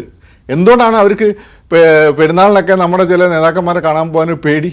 അവരെങ്ങനെ പ്രതികരിക്കാമെന്ന് പറയാൻ പറ്റും. ഇനിയിപ്പോൾ അവരെങ്ങനെ പ്രതികരിച്ചാൽ പോലും കൂടുള്ള ആളുകൾ ചിലപ്പോൾ എങ്ങനെ പ്രതികരിക്കാമെന്ന് പറയാൻ പറ്റില്ല. പക്ഷേ ക്രിസ്ത്യൻസ് അതല്ല. അച്ഛന്മാരിപ്പോൾ നമ്മളിപ്പോൾ ഈ പറയുന്ന അച്ഛനെ തന്നെ 2 തെറി പറഞ്ഞ് അങ്ങോട്ട് പോയി കഴിഞ്ഞാലും അങ്ങോട്ട് അച്ഛൻ നമ്മളെ വിളിക്കുക, എന്താ കുഞ്ഞെ ഇരിക്കൂ എന്നൊക്കെ പറഞ്ഞു, എന്തായിരുന്നു ഇന്നലെ സംഭവിച്ചത്, അങ്ങനെ ചോദിക്കുള്ളൂ. വളരെ മാന്യമായി വെൽ ബിഹേവ് ചെയ്യാനായി. അതിൽ ആകപ്പാടെ വ്യത്യാസം എനിക്ക് തോന്നിയിട്ടുള്ളത് ഡീൻ കുര്യാക്കോസിനോട് നമ്മൾ ഇടുക്കി ബിഷപ്പ് കണ്ട് മാത്രം, എൻ്റെ ഒരു ഓർമ്മയിൽ ഇത് മാത്രമേ ഉള്ളൂ. ഡീൻ കുര്യാക്കോസിനോട് ഇടുക്കി ബിഷപ്പ് കണ്ട് വളരെ ഹാർഷായി സംസാരിക്കണം. അങ്ങനെ ഒരു ഒറ്റ അനുഭവം മാത്രമേ നമ്മുടെ മുന്നിലുള്ളൂ. അപ്പം ക്രിസ്ത്യൻസിനെ മാത്രമല്ല മുസ്ലിംസിനെ അടുപ്പിക്കാനുള്ള മുസ്ലിംസ് ആണല്ലോ ഇന്ത്യയിൽ കൂടുതൽ, അവർ വളരെ സിഗ്നിഫിക്കൻ്റ്. മാത്രമല്ല ഒരു ഗ്ലോബൽ കമ്മ്യൂണിറ്റി RSSനെ സംബന്ധിച്ചിട്ട് അവരുടെ ഒരു ഇമേജ് ആൻറ്റി മുസ്ലിം എന്നുള്ള ഇമേജ് മാറ്റാനും സഹായം അവരും ശ്രമിക്കുന്നുണ്ട്. പക്ഷേ എങ്ങനെയായിരിക്കും പ്രതികരണം എന്നുള്ള പേടിയാണ്. ക്രിസ്ത്യൻസിൻ്റെ അടുത്ത് അങ്ങനെ പ്രതികരിക്കേണ്ട ആവശ്യം. രണ്ട്, ഒരു ക്രിസ്മസ് പരിപാടി നമ്മൾ വിളിക്കാൻ പോയി നമ്മളവിടെ പരാതി പറയാൻ പോവുകയാണോ? അതല്ലല്ലോ. അവിടെ എവിടെ എങ്ങനെ എന്ത് ബിഹേവ് ചെയ്യണമെന്ന് അറിയാം. ഇപ്പം ഞാൻ ഈ ചർച്ചയ്ക്ക് വന്നിട്ട് പറയുകയാണ്, മനുഷ്യങ്ങൾ പാർട്ടിയിലിട്ട ഷർട്ട് കൊള്ളില്ല, അത് അറിയാനുള്ള സ്ഥലമല്ലല്ലോ ഇത്. നിങ്ങൾ ചോദിച്ച ചോദ്യത്തിന് ഉത്തരം പറയേണ്ട സ്ഥലമല്ലേ? അപ്പോൾ അവിടെ അതല്ല പറയേണ്ടത്, അത് ബിഷപ്പുമാർക്കറിയാം. അവരിപ്പം അവരല്ലാതെ KCBC പോലുള്ള അവരുടെ നാഷണൽ സംവിധാനങ്ങളുണ്ട്, അതുമായി കൃത്യമായി അവർ കമ്മ്യൂണിക്കേറ്റ് ചെയ്യുന്നുണ്ടാവും. പിന്നെ അതേ സമയത്ത് തന്നെയാണ് ഈ ഉപദേശങ്ങൾ കൂടുതലായിട്ട് ക്രൈസ്തവ സമൂഹത്തോട് നടത്തുന്നത് CPM ഇടതുപക്ഷവും. അതാണല്ലോ ഇന്ന് മന്ത്രിയും ആവർത്തിച്ചത്. മുഖ്യമന്ത്രി ഇപ്പോൾ ഇന്നലത്തെ വാർത്താ സമ്മേളനത്തിലും ഇത് പറഞ്ഞു. ഇന്ന് MV ഗോവിന്ദൻ പറഞ്ഞപ്പോഴും അങ്ങനെ തന്നെയാണ്. അദ്ദേഹത്തിന് ഈ സജി ചെറിയാന്റെ പ്രസ്താവന ഇഷ്ടപ്പെട്ടില്ല, വാക്കുകൾ ഇഷ്ടപ്പെട്ടില്ല, അത്രയേ ഉള്ളൂ. ബാക്കി ആ പറഞ്ഞതിൻ്റെ ആ ഒരു അടിസ്ഥാന കാര്യങ്ങളിൽ, മണിപ്പൂർ സംഭവം ബേസ് ചെയ്തിട്ടുള്ള കാര്യങ്ങളിൽ മാറ്റമില്ല. അതായത് CPM പറയുന്നത് ഇവിടെ ക്രൈസ്തവ സമൂഹം ഒരു കാര്യം ഓർക്കുക, പ്രധാനമന്ത്രി നരേന്ദ്രമോദി വരുന്നതും ഈ BJPക്കാർ ഈ വിരുന്ന് നടത്തുന്നതും ഒക്കെ അത് നിങ്ങളെ റാഞ്ചിയെടുക്കുക ലക്ഷ്യമിട്ടുകൊണ്ടാണ്. പക്ഷേ അത് ഈ ആട്ടിൻ തോലിട്ട ചെന്നായ്ക്കളാണ് എന്ന കാര്യം തിരിച്ചറിയുക എന്നാണ്. അതാണ് അച്ഛൻ കൃത്യമായിട്ട് മറുപടി പറഞ്ഞത്. അത് ഞങ്ങൾക്ക് അറിയാമെന്നുള്ള കാര്യം അല്ലേ? നിങ്ങൾ ആരെ പഠിപ്പിക്കുന്നത്? 2000 വർഷത്തെ കണ്ടിന്യൂസ് എടുത്തുള്ള ലോകത്ത് ഇതുപോലെ കണ്ടിട്ടുള്ള എല്ലാ സാമ്രാജ്യങ്ങളും ഭീകരമായി വേട്ടയാടിയിട്ടുള്ള, എന്നാൽ അവരെ അല്ലേ ഇപ്പം ഒരു മതമാണിത്. അതായത് ജീസസിനെ കുരിശിലേറ്റിയ ഈ റോമക്കാർ കുരിശിലേറ്റുമ്പോൾ ജീസസ് എന്താ പറഞ്ഞത്? കർത്താവ് ഇവർ ചെയ്യുന്നത് എന്താണെന്ന് ഇവർ അറിയുന്നത്, എൻ്റെ പിതാവ് ഇവരോട് ക്ഷമിക്കണമെന്നാണ് പറഞ്ഞിരിക്കുന്നത്. എന്നിട്ട് അപ്പോസ്തലന്മാരെ ഒന്നായിട്ട് ഭീകരമായി വേട്ടയാടി. അവിടെയും അവർ എന്താ ചെയ്തത്? അവർ സഹനത്തിൻ്റെ വഴിയാണ്. അങ്ങനെ അവസാനം റോമൻ സാമ്രാജ്യം തന്നെ എന്ത് ചെയ്തു? ക്രൈസ്തവ സാമ്രാജ്യമായി മാറി. അതായത് തങ്ങളെ വേട്ടയാടിയോടെ എല്ലാവരോടും ക്ഷമിച്ചിട്ടുള്ള സഹനത്തിൻ്റെ വഴിയിലൂടെ അവരെ മാറ്റിയിട്ടുള്ള ജീസസിന് വരെ, ഈ ജീസസിൻ്റെ ഈ ഒരു സന്ദേശമാണ് നമ്മുടെ മഹാത്മാഗാന്ധിയെ വരെ സ്വാധീനിച്ചിട്ടുള്ളത്. ആ ഒരു പാതയിലൂടെയാണ് സഭ മുന്നോട്ട് പോയത്. അതിനിടയ്ക്ക് പിന്നെ കുരിശുദ്ധങ്ങളുണ്ട്, അത് വേറെ ചരിത്രം, അത് പിന്നെയൊക്കെയാണ്. അപ്പോൾ ആ രീതിയിലാണ് സഭ മുന്നോട്ട് പോയിട്ടുള്ളത്. അപ്പോൾ മണിപ്പൂർ വിഷയത്തിൽ അവർക്ക് എന്താ പ്രശ്നം ഉണ്ടെങ്കിൽ അവർ ആ രീതിയിൽ തന്നെയാണ് കണ്ടത്. കാരണം സഭ ഒരിക്കലും പറയുന്നത് പൊതിയാൻ തിരിച്ചടിക്കാനല്ല, ബൈബിൾ ഒരിക്കലും തിരിച്ചടിക്കാൻ സ്നേഹം മാത്രമേ പറയുന്നുള്ളൂ, യുദ്ധം ചെയ്യാൻ പറയുന്നില്ല. അപ്പോൾ അതും സ്നേഹത്തോടെ ക്ഷമിച്ചുകൊണ്ട് അതിനെ വിജയിക്കുക എന്നുള്ളതാണ്. ഇപ്പം ഈ അച്ഛൻ എന്താ പറഞ്ഞിരിക്കുന്നത്? സജി ചെറിയാൻ്റെ കാര്യത്തിൽ അച്ഛൻ പറഞ്ഞത് തന്നെയാണ്, ക്ഷമിച്ചിരിക്കുന്നു. എന്തുകൊണ്ടാണ്? അതായത് മനുഷ്യ സഹജമല്ലേ. ഇത് ഇവരുടെ ഒരു മുഖമുദ്രയാണ്. അപ്പോൾ പിന്നെ ഇത്രയും പഴക്കമുള്ള ലോകത്തെ ഏറ്റവും പഴക്കം ചെന്ന എസ്റ്റാബ്ലിഷ്മെൻ്റാണ് കത്തോലിക്ക സഭ.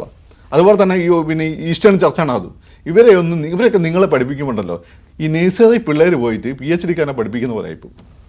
ശരി, എന്നോടല്ല പറഞ്ഞത്, താങ്കൾ ശരി ശരി. അഡ്വക്കേറ്റ് BN ഹസ്കർ, ഈ സജി ചെറിയാൻ തിരുത്തി, അത് ശരി തന്നെ. പക്ഷേ ഈ അടിസ്ഥാന കാര്യങ്ങളിൽ അദ്ദേഹം മാറ്റം വരുത്തിയിട്ടില്ല. ക്രൈസ്തവ സഭ എന്തായാലും സ്വാഗതം ചെയ്തിട്ടുണ്ട്. പക്ഷേ ഈ കൂടെ ഉള്ള ഉപദേശം എന്തായാലും സജി ചെറിയാൻ തിരുത്തിയത് നന്നായി കേട്ടോ. അതിന് എല്ലാവരും അദ്ദേഹത്തിൻ്റെ ആ ഒരു നിലപാടിനെ സ്വാഗതം ചെയ്യുന്നുമുണ്ട്.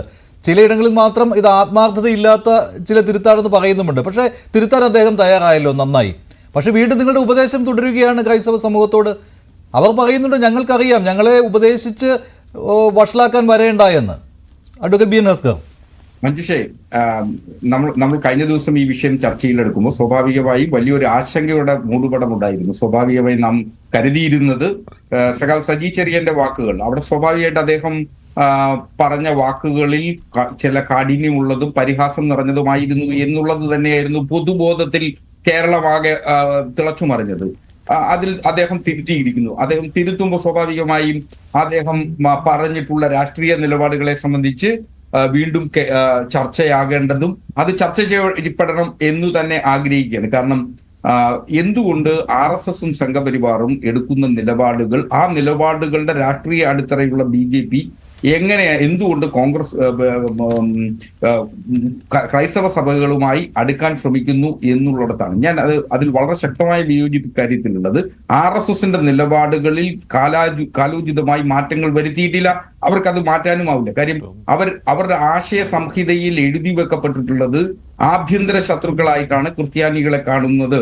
ആഭ്യന്തര ശത്രുക്കൾ ദേശീയതയ്ക്ക് ഭംഗം വരുത്തുന്നവരും അവരുടെ ഹിന്ദു മതവിശ്വാസത്തിന്റെ ദേവീ ദേവന്മാരെ ചവിട്ടിമതിക്കുകയും ഹിന്ദു ക്ഷേത്രങ്ങൾ കൊള്ളയടിക്കുകയും ആക്രമിക്കുകയും ചെയ്തിട്ടുള്ളതും ഹിന്ദു സമൂഹത്തിലെ ആളുകളെ ക്രൈസ്തവ മതപരിവർത്തനം നടത്തുന്ന ആളുകളുമായിട്ട് മാത്രമാണ് സംഘപരിവാർ കാണുന്നത്. അതിൽ മാറ്റം വരാത്തിടത്തോളം കാലം അവരുടെ ആത്മാർത്ഥതയെ സംശയത്തോടെ കൂടി തന്നെ കാണണം. പക്ഷേ അഡ്വക്കേറ്റ് BN ഹസ്സൻ, ക്രൈസ്തവ സമൂഹത്തിന് അങ്ങനെ ഒരു പ്രശ്നമില്ല.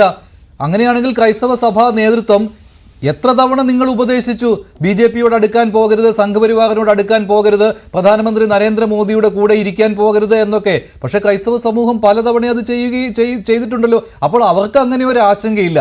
അത് മാത്രമല്ല, ഇപ്പോൾ സജി ചെറിയാൻ ഇന്ന് പറയുകയാണ് ക്രൈസ്തവരെയും മുസ്ലിങ്ങളെയും തമ്മിൽ അടുപ്പിക്കുവാനുള്ള ശ്രമമാണ് സംഘപരിവാർ നടത്തുന്നത്. അതിലൂടെ ക്രൈസ്തവരെ ഒപ്പം കൂട്ടുവാനുള്ള രഹസ്യ അജണ്ട അവർ നടപ്പാക്കുകയും ചെയ്യുന്നു, അതിൽ വീഴരുത് എന്ന്. പക്ഷെ താങ്കൾ ഇപ്പോൾ പറയുന്നത് കേട്ടാൽ ഹൈന്ദവരെയും അതുപോലെ തന്നെ ക്രൈസ്തവരെയും തമ്മിലടിപ്പിക്കുവാനുള്ള ഒരു ശ്രമം നിങ്ങൾ നടത്തുന്നു എന്ന പോലെയാണല്ലോ. ആ രീതിയിൽ എന്തിനാണ് മതത്തെ ഇതിൽ ഉപയോഗിക്കുന്നത്? ക്രൈസ്തവർക്ക് ആശങ്കയില്ലാത്ത ഒരു കാര്യത്തിലാണ് CPM ആവർത്തിച്ച് അവരെ ഉപദേശിക്കാൻ പോകുന്നത്. ക്രിസ്തുമത വിശ്വാസികൾക്കോ ക്രിസ്തു മത മേലധ്യക്ഷന്മാർക്കോ സ്വാഭാവികമായും ആശങ്കയില്ല എന്ന് കരുതുന്നിടത്താണ് പിശക് പറ്റുന്നത്. അവർ ആശങ്കയിൽ തന്നെയാണ്. മണിപ്പൂർ ഇന്നും ഇന്നലെയുമായി കത്തിക്കൊണ്ടിരിക്കുകയാണ് വീണ്ടും. ആ മണിപ്പൂരിൽ ഒരു ദിവസം പോലും ഇന്ത്യയുടെ പ്രധാനമന്ത്രി ചെന്ന് ലോകം മൊത്തം സഞ്ചരിക്കുന്നതാണ് ഇന്ത്യയുടെ പ്രധാനമന്ത്രി. പക്ഷെ ഒരു നിമിഷമെങ്കിലും മണിപ്പൂരിൽ ചെന്ന് മണിപ്പൂരിലെ കത്തുന്ന മനുഷ്യർക്ക് മുന്നിൽ ചേർത്തുപിടിച്ച് ആശ്വാസവാക്ക് പറയുന്നതിന് അദ്ദേഹത്തിന് കഴിഞ്ഞിട്ടില്ല എന്നുള്ളതാണ് ഇവിടെ ഏറ്റവും വലുതായി ഉയർത്തപ്പെടേണ്ട രാഷ്ട്രീയ പ്രശ്നം. ആ രാഷ്ട്രീയ പ്രശ്നം മണിപ്പൂരിനെ സംബന്ധിച്ച് ഉയർന്നു ലോകത്താകമാനം അങ്ങനെ സംശയത്തിന്റെ നിഴലിൽ നിൽക്കുമ്പോൾ എന്തിന് ക്രിസ്തുമത വിശ്വാസികൾ സംഘപരിവാറുമായി അടുക്കണം എന്നുള്ളതാണ്. മണിപ്പൂരിൽ ആരായിരുന്നു കുഴപ്പക്കാർ, ആരാണ് അവിടെ മണിപ്പൂരിൽ ഈ ലഹളയ്ക്ക് പിന്നിൽ പ്രവർത്തിച്ചിരുന്നതെന്ന് കൃത്യമായി നമുക്ക് ബോധമുള്ളതാണ്. അപ്പൊ സ്വാഭാവികമായും ആ ബോധ്യത്തിന്റെ കൂടി അടിസ്ഥാനത്തിൽ സംഘപരിവാർ സംഘടനകളുടെ അതിലെ പങ്കിനെ സംബന്ധിച്ച് സവിസ്തരം നമുക്ക് മുന്നിൽ തെളിവുകൾ വരുന്ന സാഹചര്യത്തിൽ കൃത്യമായും ക്രിസ്ത്യൻ മതവിശ്വാസികളും ക്രിസ്തു മത മേലധ്യക്ഷന്മാരും കൃത്യമായി ബോധ്യപ്പെടേണ്ട ഒരു കാര്യം, അവരെ ആട്ടിൻ തോലിട്ട ചെന്നായിയായി സംഘപരിവാർ നിങ്ങൾക്ക് സമീപിക്കുകയാണ്. അത് കാണാതെ പോകരുത്. അത് കാണാതെ പോകുന്നിടത്താണ് അപകടകരമായിട്ടുള്ള ഒരു സന്ധി സംഭാഷണമായി ഇതിനെ ഞങ്ങൾ ചൂണ്ടിക്കാണിക്കുന്നത്. അതുകൊണ്ട് ഇതൊരു ഹിന്ദു മതവിശ്വാസികളെയും ക്രിസ്ത്യൻ മതവിശ്വാസികളെയും തമ്മിൽ തെറ്റിക്കുന്നതിനു വേണ്ടി പറയുന്ന ഒരു പ്രത്യയശാസ്ത്ര പ്രചരണമായി കരുതരുത്.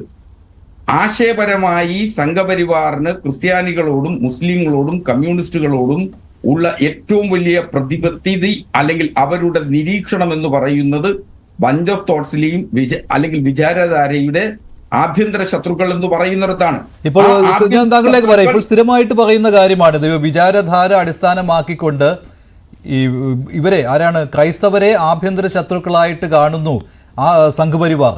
ഇതാണ് ഇന്നലെയും ഹസ്കർ ഇക്കാര്യം പറഞ്ഞിരുന്നു. ഫാദർ അതിനെ എതിർക്കുകയും ചെയ്തിരുന്നു. എന്തായാലും ഫക്രുദ്ദീന്റെ ഒരു മറുപടി അതേക്കുറിച്ച്. എനിക്ക് അസ്കർ അവിടെയുള്ളപ്പോൾ അസ്കറിനെ കൗണ്ടർ ചെയ്യാൻ വിഷമമാണ്. അസ്കറിന് എനിക്ക് ഭയങ്കര ഇഷ്ടമാണ്. കാരണം ഞങ്ങളൊക്കെ ഒരു ധാര വ്യത്യസ്തമായ രീതിയിൽ പിന്തുടരുന്നതാണ്. എങ്കിലും സത്യം പറയാതിരിക്കാൻ പറ്റില്ലല്ലോ. 98 കൂടി തന്നെ RSS അവരുടെ ആ നിലപാട് അത് അന്നത്തെ ഒരു പ്രത്യേക ഒരു കോണ്ടക്സ്റ്റ്, വിഭജനവാദം ഉണ്ടാകുന്നു. ഇവാഞ്ചലിസ്റ്റുകൾ അതിഭീകരമായ രീതിയിൽ ഹിന്ദുമതത്തെ ആക്രമിച്ചുകൊണ്ട് ഒരു മതപരിവർത്തനമായിട്ടുള്ള ഒരു അജണ്ടയുമായി ബ്രിട്ടീഷ് രാജുണ്ട്. ആ ഒരു അങ്ങനത്തെ ഒരു കോണ്ടക്സ്റ്റിൽ വന്നിട്ടുള്ള ഒന്നാണ്. അതിനുശേഷം 90s കൂടിയിട്ട് അവരത് തിരുത്തുകയും ഈ ആഭ്യന്തര ശത്രുക്കൾ എന്നുള്ള അവർ തിരുത്തുകയുണ്ടായി. പിന്നെ അതിനുശേഷം മോഹൻ ഭഗവത് ഈ സത്സംഗ് ചാലകമായപ്പോൾ അദ്ദേഹം ആവർത്തിച്ച് അത് തിരുത്തിയുണ്ട്. അപ്പോൾ RSS അത് തിരുത്തിയില്ല എന്ന് പറയുന്നത് തെറ്റാണ്. കാരണം അത് നമ്മൾ വസ്തുതാ വിരുദ്ധമാണ്. നമ്മളത് മനസ്സിലാക്കി പോണത്രേ ഉള്ളൂ. ശരി, ഫാദർ ഫിലിപ്പ് കവിയിൽ, നിങ്ങൾ ഇനിയും പ്രധാനമന്ത്രി വിളിക്കുന്ന ചടങ്ങുകളിൽ അല്ലെങ്കിൽ അദ്ദേഹത്തിന്റെ സന്ധി സംഭാഷണങ്ങളിൽ അല്ലെങ്കിൽ കൂടിക്കാഴ്ചകളിൽ പങ്കെടുക്കും എന്ന് പറയുകയാണ്. പക്ഷെ CPM ആവർത്തിച്ച് അത് വേണ്ട എന്ന് പറഞ്ഞുകൊണ്ടേയിരിക്കുന്നു. അപ്പോൾ CPM-നോട് ഇനിയെങ്കിലും ഇത് നിർത്തൂ, ഞങ്ങൾ ആരെ കാണണം, ആരുമായിട്ട് ചർച്ച നടത്തണം, ആർക്ക് വോട്ട് ചെയ്യണം ഇതൊക്കെ തീരുമാനിക്കുന്നത് ഞങ്ങളാണ്. അവിടെയാണ് ഞങ്ങളെ ആര് പരിഗണിക്കുന്നു അവരോടൊപ്പമായിരിക്കും ഞങ്ങൾ എന്ന കൃത്യമായ സന്ദേശം നൽകുന്നത്. ഞാൻ ചോദിച്ചു വരുന്നത്, ഈ കത്തോലിക്ക കോൺഗ്രസ് ഒരു റാലി തന്നെ ഇല്ലേ കേരളത്തിൽ പലയിടത്തും സഞ്ചരിച്ചാണല്ലോ ഈ കഴിഞ്ഞ ദിവസങ്ങളിൽ. ഇതോടുകൂടി ഉരുത്തിരിഞ്ഞു വന്നതാണോ ഇങ്ങനെയൊരു ആശയം, ഈ രീതിയിലുള്ള മറുപടി നൽകണം എന്നുള്ളത്? നേരത്തെ ഒരു ആക്ഷേപമുണ്ടായിരുന്നു, സഭാ നേതൃത്വം ഇങ്ങനെ കുറെ തീരുമാനമെടുക്കും, പക്ഷെ സഭാ വിശ്വാസികൾക്ക് ഒരിക്കലും സംഘപരിവാറുമായി അടുക്കാൻ പറ്റില്ല എന്നൊക്കെ. അതിലൊക്കെ മാറ്റം വന്നിട്ടുണ്ടെന്നാണോ?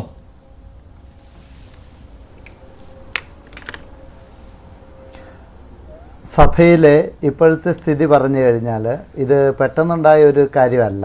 സഭയിലെ വിശ്വാസികളും സഭാ നേതൃത്വവും സഭയോട് മറ്റുള്ളവർ എപ്രകാരമാണ് പെരുമാറുന്നത് എന്ന് കൃത്യമായി നിരീക്ഷിച്ചു വരികയായിരുന്നു ഈ കഴിഞ്ഞ കാലഘട്ടങ്ങളിൽ.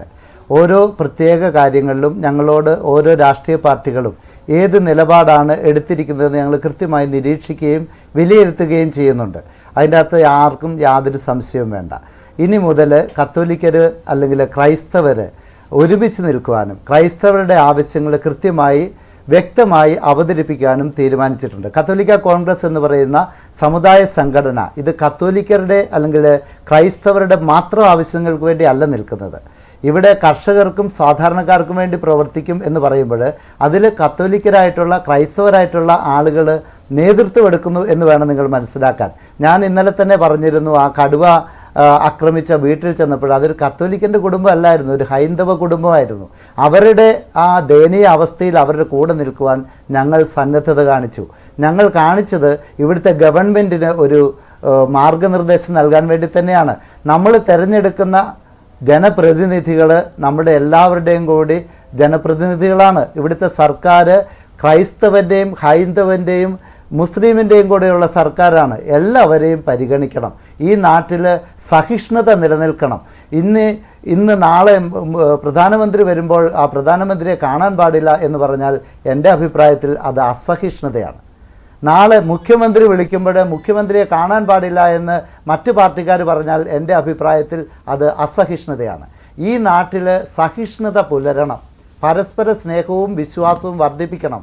ആരുടെയെങ്കിലും ഭാഗത്തു നിന്ന് ഏതെങ്കിലും വിഭാഗത്തെ മനഃപൂർവ്വം തഴഞ്ഞിട്ടുണ്ടെങ്കിൽ ആ നടപടി തിരുത്തണം. എന്തുകൊണ്ടാണ് നിങ്ങൾക്ക് ഇപ്പോൾ ഇത് വല്ലാതെ അങ്ങ് തോന്നുന്നത്? വല്ലാത്ത ഒരു ഫീലിംഗ് ആയി അല്ലല്ലോ നിങ്ങൾ ബിഷപ്പുമാർ ഉൾപ്പെടെയുള്ളവർ ഇങ്ങനെ പറയുകയാണല്ലോ. അത്രമാത്രം വേദനിപ്പിച്ചെന്നും പിൻവലിക്കണമെന്നും ഞങ്ങൾ വളരെ ശക്തമായിട്ട് ആവശ്യപ്പെട്ടു. അത്രമാത്രം എന്ത് ദുരനുഭവമാണ് ക്രൈസ്തവ സമൂഹത്തിന് ഉണ്ടായിരിക്കുന്നത് ഈ ഇടതുപക്ഷ സർക്കാരിൽ നിന്ന്?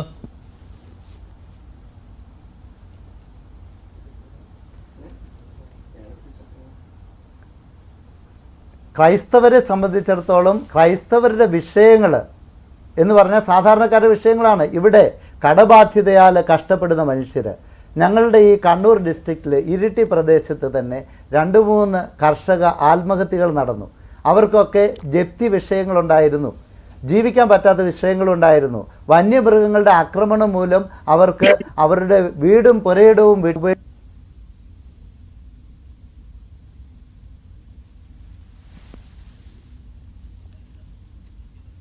സാങ്കേതിക പ്രശ്നമുണ്ട്, താങ്കളിലേക്ക് വരാം. ശ്രീ ഫക്രുദ്ദീൻ അലി, ഈ ക്രൈസ്തവ സമൂഹവും ക്രൈസ്തവ പുരോഹിതന്മാരും ഒക്കെ ഈ രീതിയിൽ സംസാരിക്കുന്നത്, ഇത് മുമ്പും സംസാരിച്ചിട്ടുണ്ട്, പക്ഷേ ഇത്രമാത്രം ശക്തമായ രീതിയിൽ ഈ സർക്കാരിനെ എതിർക്കുന്ന രീതിയിൽ ഞങ്ങൾ ആർക്കാണ് വോട്ട് ചെയ്യാൻ പോകുന്നത്, അല്ലെങ്കിൽ ഞങ്ങൾ ആരെ കാണണം, അത് പറയേണ്ടത് നിങ്ങളല്ല, ഈ രീതിയിൽ സംസാരിക്കുന്ന കേരളത്തിൽ അത്രമാത്രം കണ്ടിട്ടില്ല അല്ലേ? ഒരു സമഭാവനയിലാണ് അവർ പോകുന്നത്, സമദൂരം എന്നൊക്കെ പറയും, പക്ഷെ തെരഞ്ഞെടുപ്പ് അടുക്കുമ്പോൾ ഒരു നിലപാടിലേക്ക് പോകും. പക്ഷേ ഇപ്പോൾ അവർ ശക്തമായിട്ട് ഈ സർക്കാരിനെതിരെ ആരോപണങ്ങൾ ഉന്നയിച്ചു വരികയാണ്. അത്രമാത്രം എന്ത് ദുരനുഭവമാണ് ക്രൈസ്തവ വിഭാഗത്തിനുള്ളത്? ഇപ്പോൾ ഇന്നലെ തന്നെ വൈദികർ ചോദിക്കുന്നുണ്ടായിരുന്നു, ഇപ്പോൾ ഇഫ്താർ വിരുന്നിനെ കുറിച്ചാണെങ്കിൽ നിങ്ങൾ ഇങ്ങനെ പറയുമോ എന്നൊക്കെ. ആ രീതിയിലേക്ക് ചിന്തകൾ പോവുകയാണ്. അല്ല, ഇതിന്റെ 2 കാര്യമുണ്ട്. ഒന്നാമത്തെ ഒരു കാര്യം എന്ന് ക്രൈസ്തവ സമൂഹത്തിന് എന്നും ശക്തമായ നിലപാടുകളുണ്ടായിരുന്നു. അവരെ എല്ലാവരെ പോലെ അങ്ങനെ മൈക്കെട്ടി വലിയ രീതിയിൽ വിളിച്ചു പറയുന്നില്ല. പിന്നെ വിളിച്ചു പറയുകയാണെങ്കിൽ അങ്ങനെ ജനകീയമായി വിളിച്ചു തന്നെ കേരള കോൺഗ്രസ് സംവിധാനം അവർക്ക് തന്നെ ഉണ്ട്. അവരെ കൊണ്ടങ്ങ് പറയില്ല. അച്ഛന്മാർ അവിടെ അലമ്പാക്കാൻ പൊതുവേ നിൽക്കില്ല എന്നുള്ളതാണ്. പക്ഷേ ആ കേരള കോൺഗ്രസ് സംവിധാനം ഇപ്പോൾ ഇല്ല. അതെ, കേരള കോൺഗ്രസ് സംവിധാനം മാണിസാറിന്റെ മരണത്തോടു കൂടി ദുർബലമായി. ഒന്നാമത്തെ ഒരു കാര്യം. പിന്നെ കേരള കോൺഗ്രസ് പോലും പല കാര്യങ്ങളും കോംപ്രമൈസ് ചെയ്യുന്നു എന്നൊരു ഫീൽ വന്നു. അതുകൊണ്ടാണ് മാണിസാറിനെ ആ ഒരു വിവാദം വന്ന സമയത്ത് മാണി സാർ രാജിയൊക്കെ ഉണ്ടായിരുന്നു. പാലാ ബിഷപ്പ് അദ്ദേഹത്തെ കാണാൻ കൂട്ടാക്കിയില്ലെന്ന് എനിക്ക് തോന്നുന്നു, ഞാൻ മനസ്സിലാക്കിയിട്ടുള്ളത്. അദ്ദേഹം അവൻ ചോദിച്ച് അതോട് ചെന്നപ്പം. അപ്പോൾ ഒന്ന് ആ ഒരു പ്രശ്നമുണ്ട്. രണ്ട്, ഈ സോഷ്യൽ മീഡിയയൊക്കെ വളരെ സജീവമായതോടുകൂടി ഈ എല്ലാവരുടെയും നെഞ്ചത്തോട്ട് കയറുന്നുണ്ട്. മുസ്ലിങ്ങളുടെ നെഞ്ചത്ത്, RSS നെഞ്ചത്ത്, കമ്മ്യൂണിസ്റ്റ് നെഞ്ചത്ത് കയറുന്നുണ്ട്. ക്രിസ്ത്യൻസിൻ്റെ നെഞ്ചത്ത് കയറുന്നത് കുറച്ച് കൂടുതലാണ്. പല കാര്യങ്ങളും പറഞ്ഞുണ്ട്. അത് ചില പ്രത്യേക ടീംസൊക്കെ ഉണ്ട്. ദുആ കമ്മിറ്റി എന്നൊക്കെ പറഞ്ഞെങ്കിൽ MM അക്ബർ തോന്നുന്നു, ഇങ്ങനെ ഇവരെ ബൈബിളിന് എടുത്ത് വെച്ചുകൊണ്ട് അത് തലനാരിയൊക്കെ കയറിയിട്ട് ക്രിസ്ത്യൻസിനെ അപമാനിക്കുന്നില്ല. ഞാൻ മുമ്പ് ഇവാഞ്ചലിക്കൽസ് എങ്ങനെയാണ് ഈ പറയുന്ന പിന്നെ ഹനുമാനെയൊക്കെ ഭയങ്കര മോശമായിട്ട് മങ്കി ഗോഡ് എന്നൊക്കെ പറഞ്ഞുകൊണ്ട് അധിക്ഷേപിച്ചത്, അല്ലെങ്കിൽ എലിഫന്റ് ഗോഡ് എന്ന് ഗണപതി അധിക്ഷേപിച്ച ആ രീതിയിലുള്ള അധിക്ഷേപം ഒക്കെ വരുന്നുണ്ട്. സ്വാഭാവികമായിട്ട് ഇതെല്ലാം അവരുടെ വികാരങ്ങളെ പണപ്പെടുത്തി. രണ്ട്, പലപ്പോഴും വിഷയങ്ങൾ ലവ് ജിഹാദ് എന്ന സംഭവം ഒന്നും കേരളത്തിലില്ല എന്ന് തന്നെ പോലീസ് റിപ്പോർട്ട്. പക്ഷേ ഇങ്ങനെയുള്ള ചില സംഭവങ്ങൾ, അത് എസ്പെഷ്യലി ഈ പറയുന്ന പോലുള്ള നിമിഷ ഫാത്തിമയുടെ പോലുള്ള വിഷയങ്ങൾ, അത് സഭയ്ക്ക് വലിയ, ഞാൻ എൻ്റെ ഉള്ളിൽ തന്നെ ഇപ്പം ഇങ്ങനെ കമ്മ്യൂണൽ ഫീലിംഗ് ഒന്നും ഇല്ലാത്ത നല്ല വിശ്വാസികളെ ഒരുപാട് ക്രിസ്ത്യാനികൾ ഞാനുമായിട്ട് ഈ ഒരു വിഷയം പങ്കുവെച്ചിട്ടുണ്ട്. അപ്പം ഇങ്ങനെയുള്ള ഒരുപാട് കാര്യങ്ങൾ അത് അപ്പോൾ സഭയിൽ സ്വാഭാവികമായിട്ട് ഇതിൻ്റെ എല്ലാം റിസൾട്ട് സഭയിലെത്തുന്നു. പിന്നെ അടുത്ത ജനറേഷൻ ബിഷപ്പുമാരും അച്ഛന്മാരുമാണ് ഇപ്പോൾ ഉള്ളത്. ഒരു ജനറേഷൻ മാറി, അവർ കുറച്ചും കൂടിയൊക്കെ എന്താ പറയുക, ഒരു റെവല്യൂഷണറി ടൈപ്പ് ആളുകളാണ്. അവർക്ക് എന്തെങ്കിലും പറയാൻ വലിയ മടിയൊന്നുള്ള ആളുകളല്ല, ഈ ആ രീതിയിൽ പ്രതികരിക്കുന്നത്. അപ്പം മറ്റു മുമ്പുള്ള ബിഷപ്പുമാർ കുറച്ചും കൂടി ഒന്ന് ഈ പറയുന്ന ഇപ്പം പറയണമെന്ന് വിചാരിക്കുക. ഇവരെ സംബന്ധിച്ചിടത്തോളം അതല്ല. അതുകൊണ്ട് തന്നെയാണ് ഇവരുടെ സപ്പോർട്ട് LDF കിട്ടിയതും. കാരണം എന്ന് വെച്ചാൽ ആ രീതിയിൽ ഒരു പ്രോഗ്രസീവായി ചിന്തിക്കുന്ന അച്ഛന്മാരും ബിഷപ്പുമാരും ഇപ്പം കൂടുതലാണ്. LDF ഗവൺമെൻറ്റിൻ്റെ ഭാഗത്ത് അങ്ങനെ വലിയൊരു അവഗണന ഒന്നും ക്രിസ്ത്യൻ സമുദായത്തിൽ ഉണ്ടായി എന്ന് ഞാൻ കരുതുന്നില്ല. പക്ഷേ ഇതിൻ്റെ ഒരു ഞാൻ ഈ പറഞ്ഞ കാര്യങ്ങളുടെ ഈ സോഷ്യൽ മീഡിയയുടെ ഒക്കെ ഒരു ക്യുമുലേറ്റീവ് ഇമ്പാക്ട്, അപ്പോൾ കന്യാസ്ത്രീകളുടെ വിഷയമൊക്കെ ആയിട്ട് സമരമൊക്കെ ആയിട്ട് ബന്ധപ്പെട്ട വിഷയത്തിൽ നമുക്ക് അതിലുള്ള വസ്തുതകളെ നമുക്ക് വിമർശിക്കാം.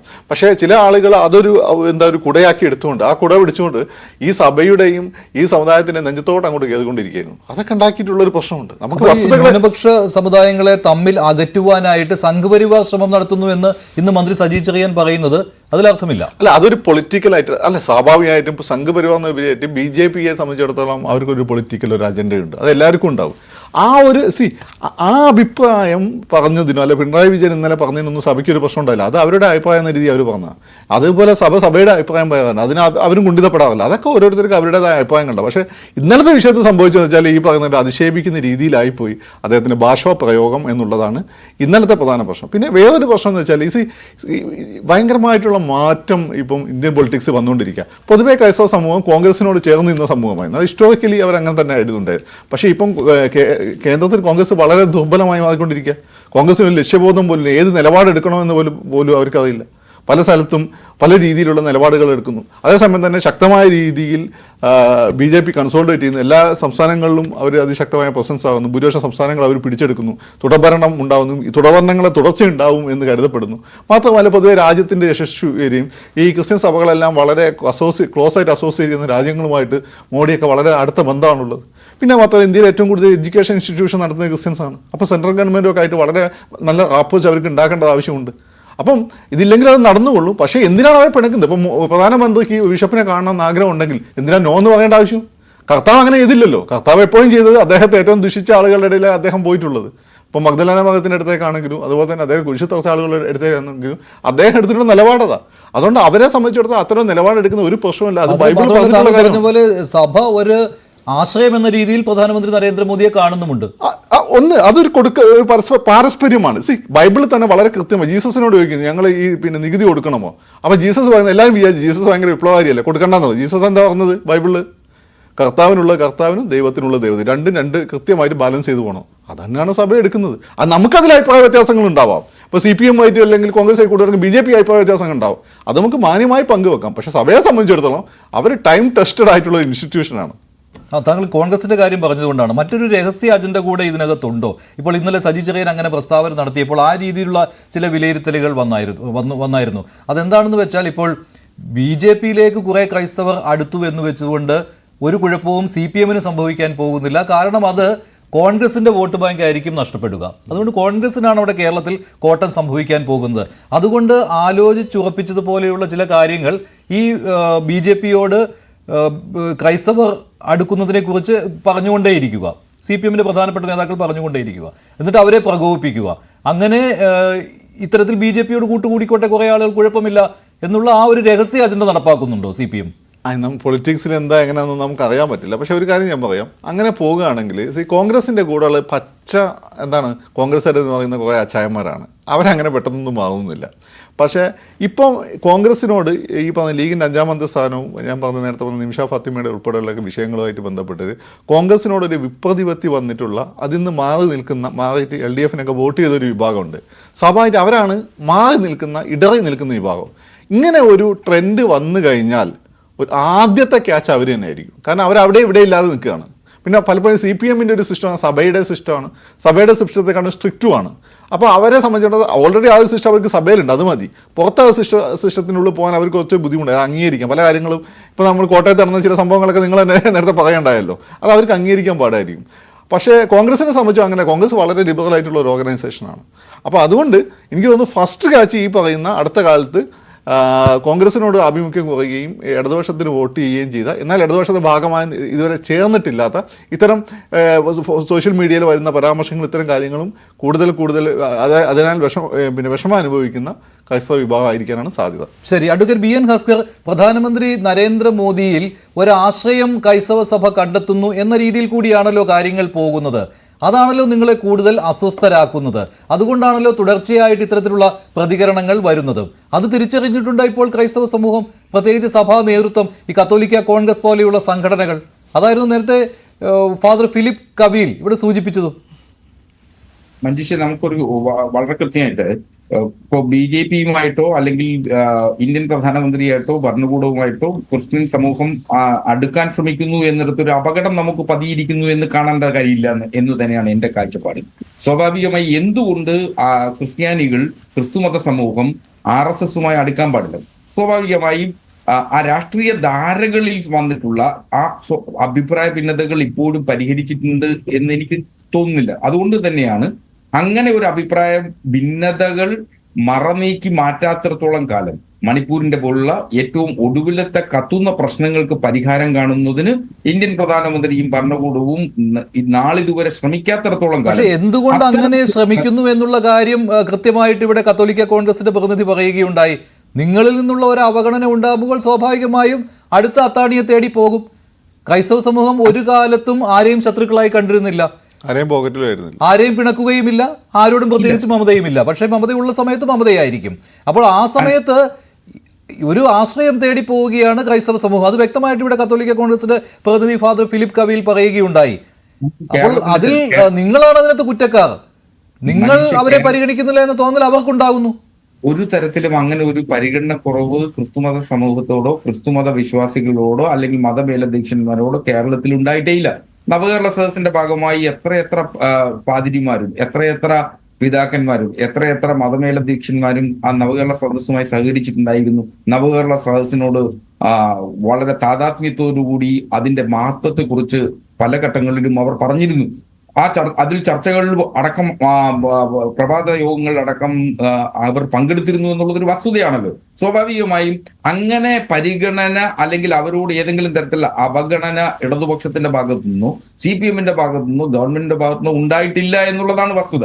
അപ്പോൾ ആ BJP ഏതെങ്കിലും തരത്തിൽ പരിഗണിക്കുന്നു എന്നൊരു തോന്നൽ അവർ വരുന്നെങ്കിൽ ഏറ്റവും പ്രധാനപ്പെട്ട വിഷയമുണ്ടല്ലോ, കേരളത്തിലെ കർഷകരെ സംബന്ധിച്ചിടത്തോളം അല്ലെങ്കിൽ കേരളത്തിലെ ക്രൈസ്തവ സമൂഹത്തെ സംബന്ധിച്ചിടത്തോളം കുടിയേറ്റ കർഷകരെ സംബന്ധിച്ചിടത്തോളം ഏറ്റവും വലിയ സമുദായം എന്ന് പറയുന്നത് ക്രിസ്തുമത വിശ്വാസികളാണ്.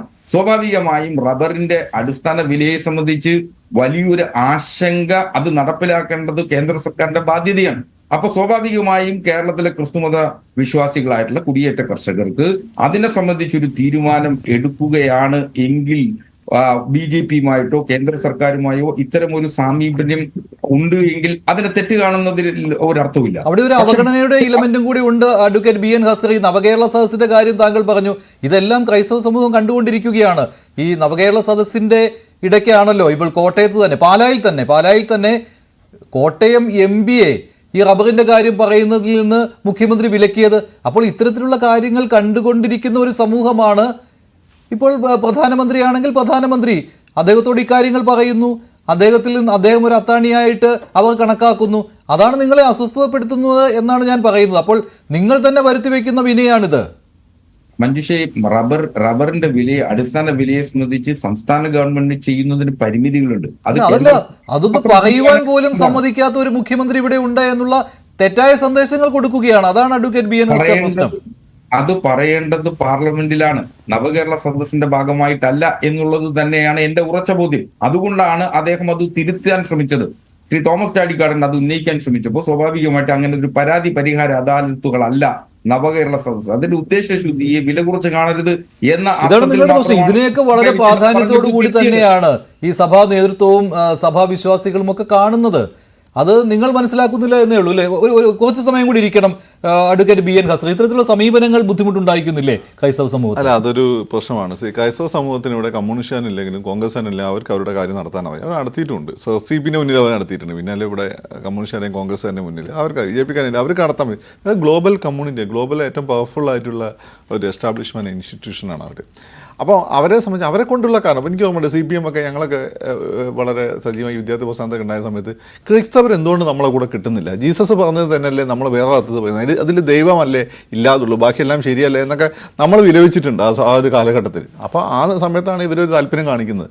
അപ്പോൾ ആ താല്പര്യം കാണിക്കുമ്പോൾ CPMന്റെ ഇപ്പോഴത്തെ ഒരു പ്രമുഖ നേതാവ് പണ്ട് എന്നോട് പറഞ്ഞിരിക്കും, നമ്മളെ കുറേ മസിലൊക്കെ അങ്ങോട്ട് വിട്ടാൽ മതി, അങ്ങനെയാണെങ്കിൽ ഇവരൊക്കെ നമ്മളോട് ഹാപ്പി ആയിരിക്കും, കാരണം നമ്മളാണ് കാര്യങ്ങൾ ചെയ്യുന്നത് എന്ന് അവർക്കൊക്കെ അറിയാം. പക്ഷേ എന്താ പറഞ്ഞാൽ നമ്മളെത്തരം ചില കാര്യങ്ങളാണ്. അപ്പം അത്തരം ഞാൻ പറഞ്ഞല്ലോ, ഇന്നലെ ബിഷപ്പുമാർക്ക് വേണമെങ്കിൽ ഒരു ചുവന്ന ഒരു റിബണും കുത്തിക്കൊണ്ട് ഈ പ്രധാനമന്ത്രിയുടെ സദസ്സ് പോകാൻ വേണ്ടി, പക്ഷേ ചെയ്യില്ല. അവിടെയാണ് പ്രശ്നം. അവിടെയാണ് ഈ പറയുന്നതിൻ്റെ മാതിരി നിങ്ങൾക്കൊരാളോട് വിയോജിപ്പുണ്ടെങ്കിൽ നിങ്ങൾ പൊതുവേദി പറയേണ്ട ആവശ്യമില്ല, അതായിരുന്നില്ല ഇവിടെ പറയേണ്ടതായിരുന്നില്ല, ഒന്ന് ശ്രദ്ധിക്കണം കേട്ടോ എന്ന് പറഞ്ഞാൽ മതിയായിരുന്നു. ഇങ്ങനെ വരുമ്പോൾ ഇവരെ സംബന്ധിച്ചിടത്തോളം ഇവർ നിങ്ങളെ ഡിപ്പെൻഡ് ചെയ്യുന്ന ആളുകളല്ല. എസ്പെഷ്യലി കേരളത്തെ ക്രിസ്ത്യാനികൾ. ഇപ്പം മുസ്ലിംസിനാണെങ്കിൽ ഒരു സോ കോൾഡ് ഫാസിസ്റ്റ് ഭീഷണി എന്നൊക്കെ പറയാം, ക്രിസ്ത്യൻസിന് അങ്ങനെ ഭീഷണി ഇല്ല, അത് ആദ്യം മനസ്സിലാക്കുക. എസ്പെഷ്യലി നമ്മൾ പറയുന്ന ട്രഡീഷണൽ ആയിട്ടുള്ള സഭയ്ക്ക്, സിറിയൻ ക്രിസ്ത്യൻ കത്തോലിക് സഭയ്ക്ക്, അല്ലെങ്കിൽ ഈ ഓർത്തഡോക്സ്, യാക്കോബൈറ്റ്, ഇങ്ങനെയുള്ള ഇവരൊന്നും മതപരിവർത്തനത്തെ പ്രോത്സാഹിപ്പിക്കുന്ന ആളുകളല്ല. RSSന്റെ ഏറ്റവും വലിയ പ്രശ്നം അത്. അതേ പ്രോത്സാഹിപ്പിക്കുന്ന ആളുകളല്ല. വല്ലവരും കല്യാണം കഴിച്ചുകൊണ്ടാൽ വേണമെങ്കിൽ ഒന്ന് 50 ദിവസം മുക്കാൻ പറയും, അത്രേ ഉള്ളൂ. അപ്പോൾ ഇവർ ഈ ന്യൂ ജനറേഷൻ ക്രിസ്ത്യൻസിനാണ് ഈ സത്യത്തിൽ ഈ ഒരു മുസ്ലിംസ് നേരിടുന്ന പോലെ ഈ ഭീഷണി പൊതുവെ ഉണ്ട് എന്ന് പറയപ്പെടുന്നത്. അപ്പം ഇവരെ സംബന്ധിച്ച് ഇവർക്ക് അങ്ങനെ ഒരു ഭീഷണിയും ഇല്ല. പക്ഷേ ഇവർ ഇന്ത്യയിൽ മൊത്തം മികച്ച രീതിയിൽ വിദ്യാഭ്യാസ സ്ഥാപനങ്ങൾ, RSSകാരുടെ BJPക്കാരുടെ എല്ലാം എത്രയും BJP നേതാക്കന്മാരുടെ മക്കൾ മഹാഭൂരിപക്ഷം പഠിച്ചത് ഇവരുടെ സ്കൂളുകളും കോളേജുകളിലുമാണ്. അപ്പോൾ അങ്ങനെ നടത്തുന്ന ഒരു സംവിധാനമാണ് ഈ സഭകൾ. അപ്പോൾ ഇവരെ സംബന്ധിച്ചിട്ട് ഇവർക്ക് നിങ്ങൾ പ്രത്യേകിച്ച് ഒരു പ്രൊട്ടക്ഷൻ കൊടുക്കേണ്ട ആവശ്യമൊന്നുമില്ല, അവർക്ക് നിന്ന് പോകാനറിയാം. അവർ മതപരിവർത്തനം ആ രീതിയിൽ പ്രോത്സാഹിപ്പിക്കുന്ന ആളുകളും അല്ല. അപ്പോൾ ആരാണ് ഡിപ്പെൻഡ് ചെയ്യുന്നത്? ആർക്കാണ് ഇവരുടെ വോട്ട് വേണ്ടത്? അവരാണ് ഇവരെ ഡിപ്പെൻഡ് ചെയ്യുന്നത്. അങ്ങനെയാണല്ലോ അഡ്വക്കേറ്റ് ബി എൻ ഹസ്കർ, നിങ്ങൾ അവരെ ഡിപ്പെൻഡ് ചെയ്ത് വരികയാണ്. അതുകൊണ്ടാണ് ഈ ഉപദേശങ്ങൾ കൂടെ വരുന്നത്. ഇപ്പോൾ നേരത്തെ തന്നെ ഇപ്പോഴത്തെ മുഖ്യമന്ത്രി പിണറായി വിജയൻ തന്നെയാണല്ലോ നികൃഷ്ടജീവി എന്നുള്ള പരാമർശം നടത്തിയത്. അതും ക്രൈസ്തവ സമൂഹം മറന്നുവല്ലോ. അവർ പിന്നീട് LDFന് അനുകൂലമായി വോട്ട് ചെയ്തില്ലേ? അപ്പോൾ ഇവർക്ക് അവരെ സംരക്ഷിക്കുന്ന ആരാണെന്ന് കൃത്യമായിട്ട് തിരിച്ചറിയാൻ പറ്റും. അവിടെ നിങ്ങൾ വെറുതെ ഉപദേശം കൊടുത്ത് കുടുങ്ങുവാൻ പോകണ്ട എന്നാണ് പറയുന്നത്. അതാണ് സജി ചെറിയാന് പറ്റിയതും. അതിൽ സജി ചെറിയന്റെ വാക്കുകളിൽ വന്നിട്ടുള്ള ഒരു വലിയ പിഴ ഉണ്ടായിരുന്നു. സ്വാഭാവികമായിട്ടും ആ പിഴ അദ്ദേഹം തിരുത്തുകയോടുകൂടി നമുക്ക് സജി ചെറിയാനെ വെറുതെ വിടാം എന്നുള്ളതാണ് എനിക്ക് തോന്നുന്നത്. മാത്രമല്ല ഇതിൽ പക്ഷെ അത് പാർട്ടിക്ക് ഒരു കോട്ടം ഉണ്ടാക്കിയിട്ടില്ലേ? പാർട്ടിക്കും മുന്നണിക്കും കോട്ടം ഉണ്ടാക്കിയിട്ടില്ലേ അഡ്വക്കേറ്റ് ബി എൻ ഹസ്കർ? അല്ല, രാഷ്ട്രീയമായി അതിൽ ഒരു തരത്തിലും കോട്ടം ഉണ്ടാക്കിയിട്ടില്ല. കാര്യം CPM എടുക്കുന്ന രാഷ്ട്രീയ നിലപാടുകളുടെ ഭാഗമായി തന്നെയാണ് സജി ചെറിയാൻ. ഇപ്പോൾ LDFിലൊരു പ്രമുഖ പാർട്ടിയായ കേരള കോൺഗ്രസ് എം, അവർക്ക് എന്ത് നിലപാട് പറഞ്ഞുകൊണ്ട് അവരുടെ വോട്ട് ബാങ്കിനെ സമീപിക്കാൻ പറ്റും?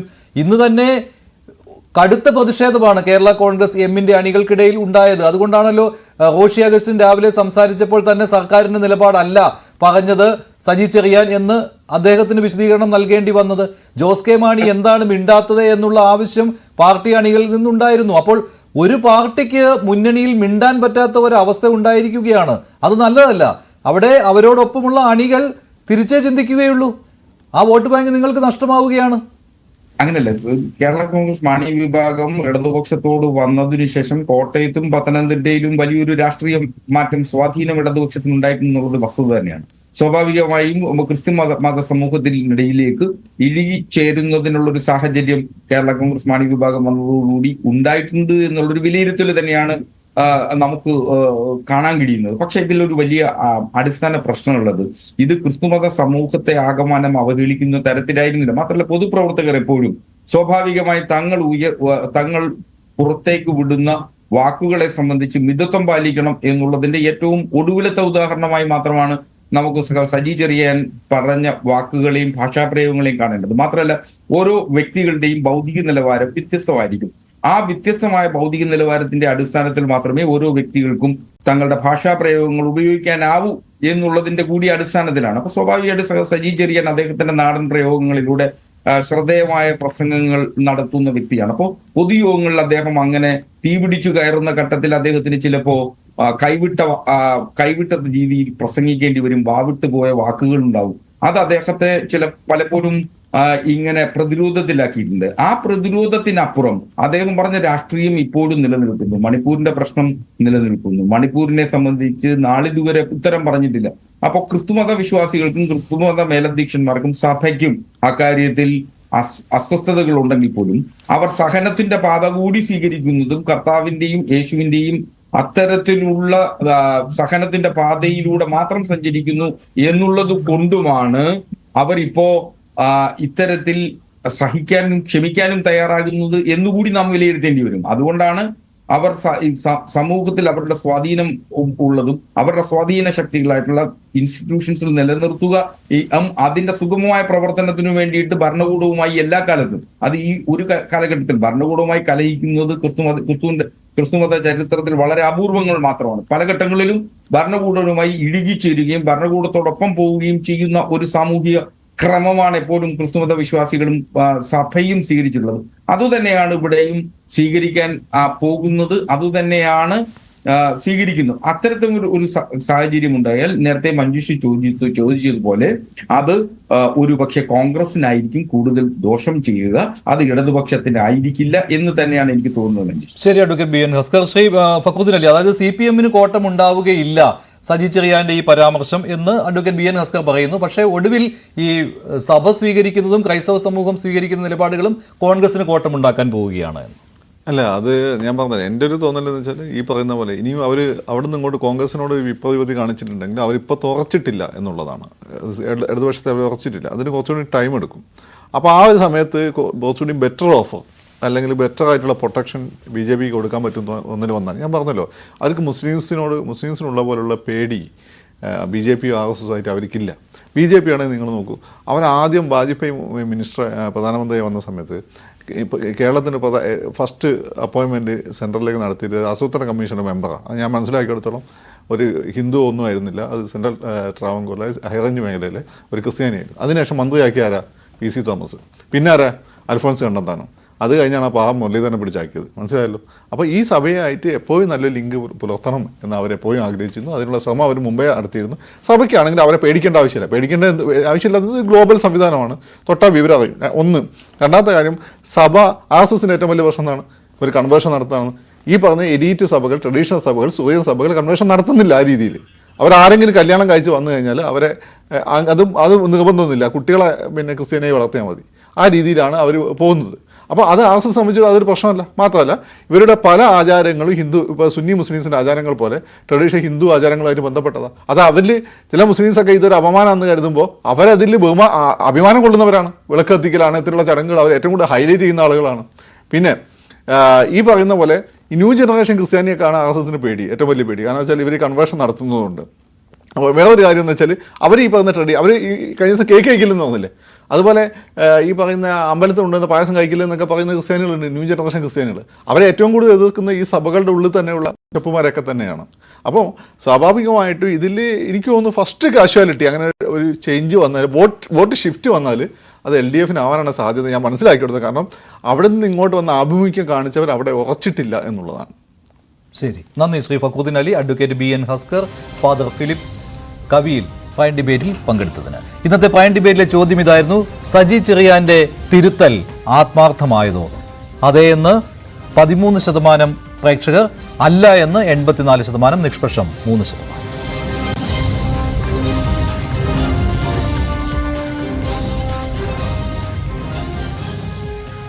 പ്രൈം ഡിബേറ്റ് അവസാനിക്കുന്നു. നന്ദി, നമസ്കാരം.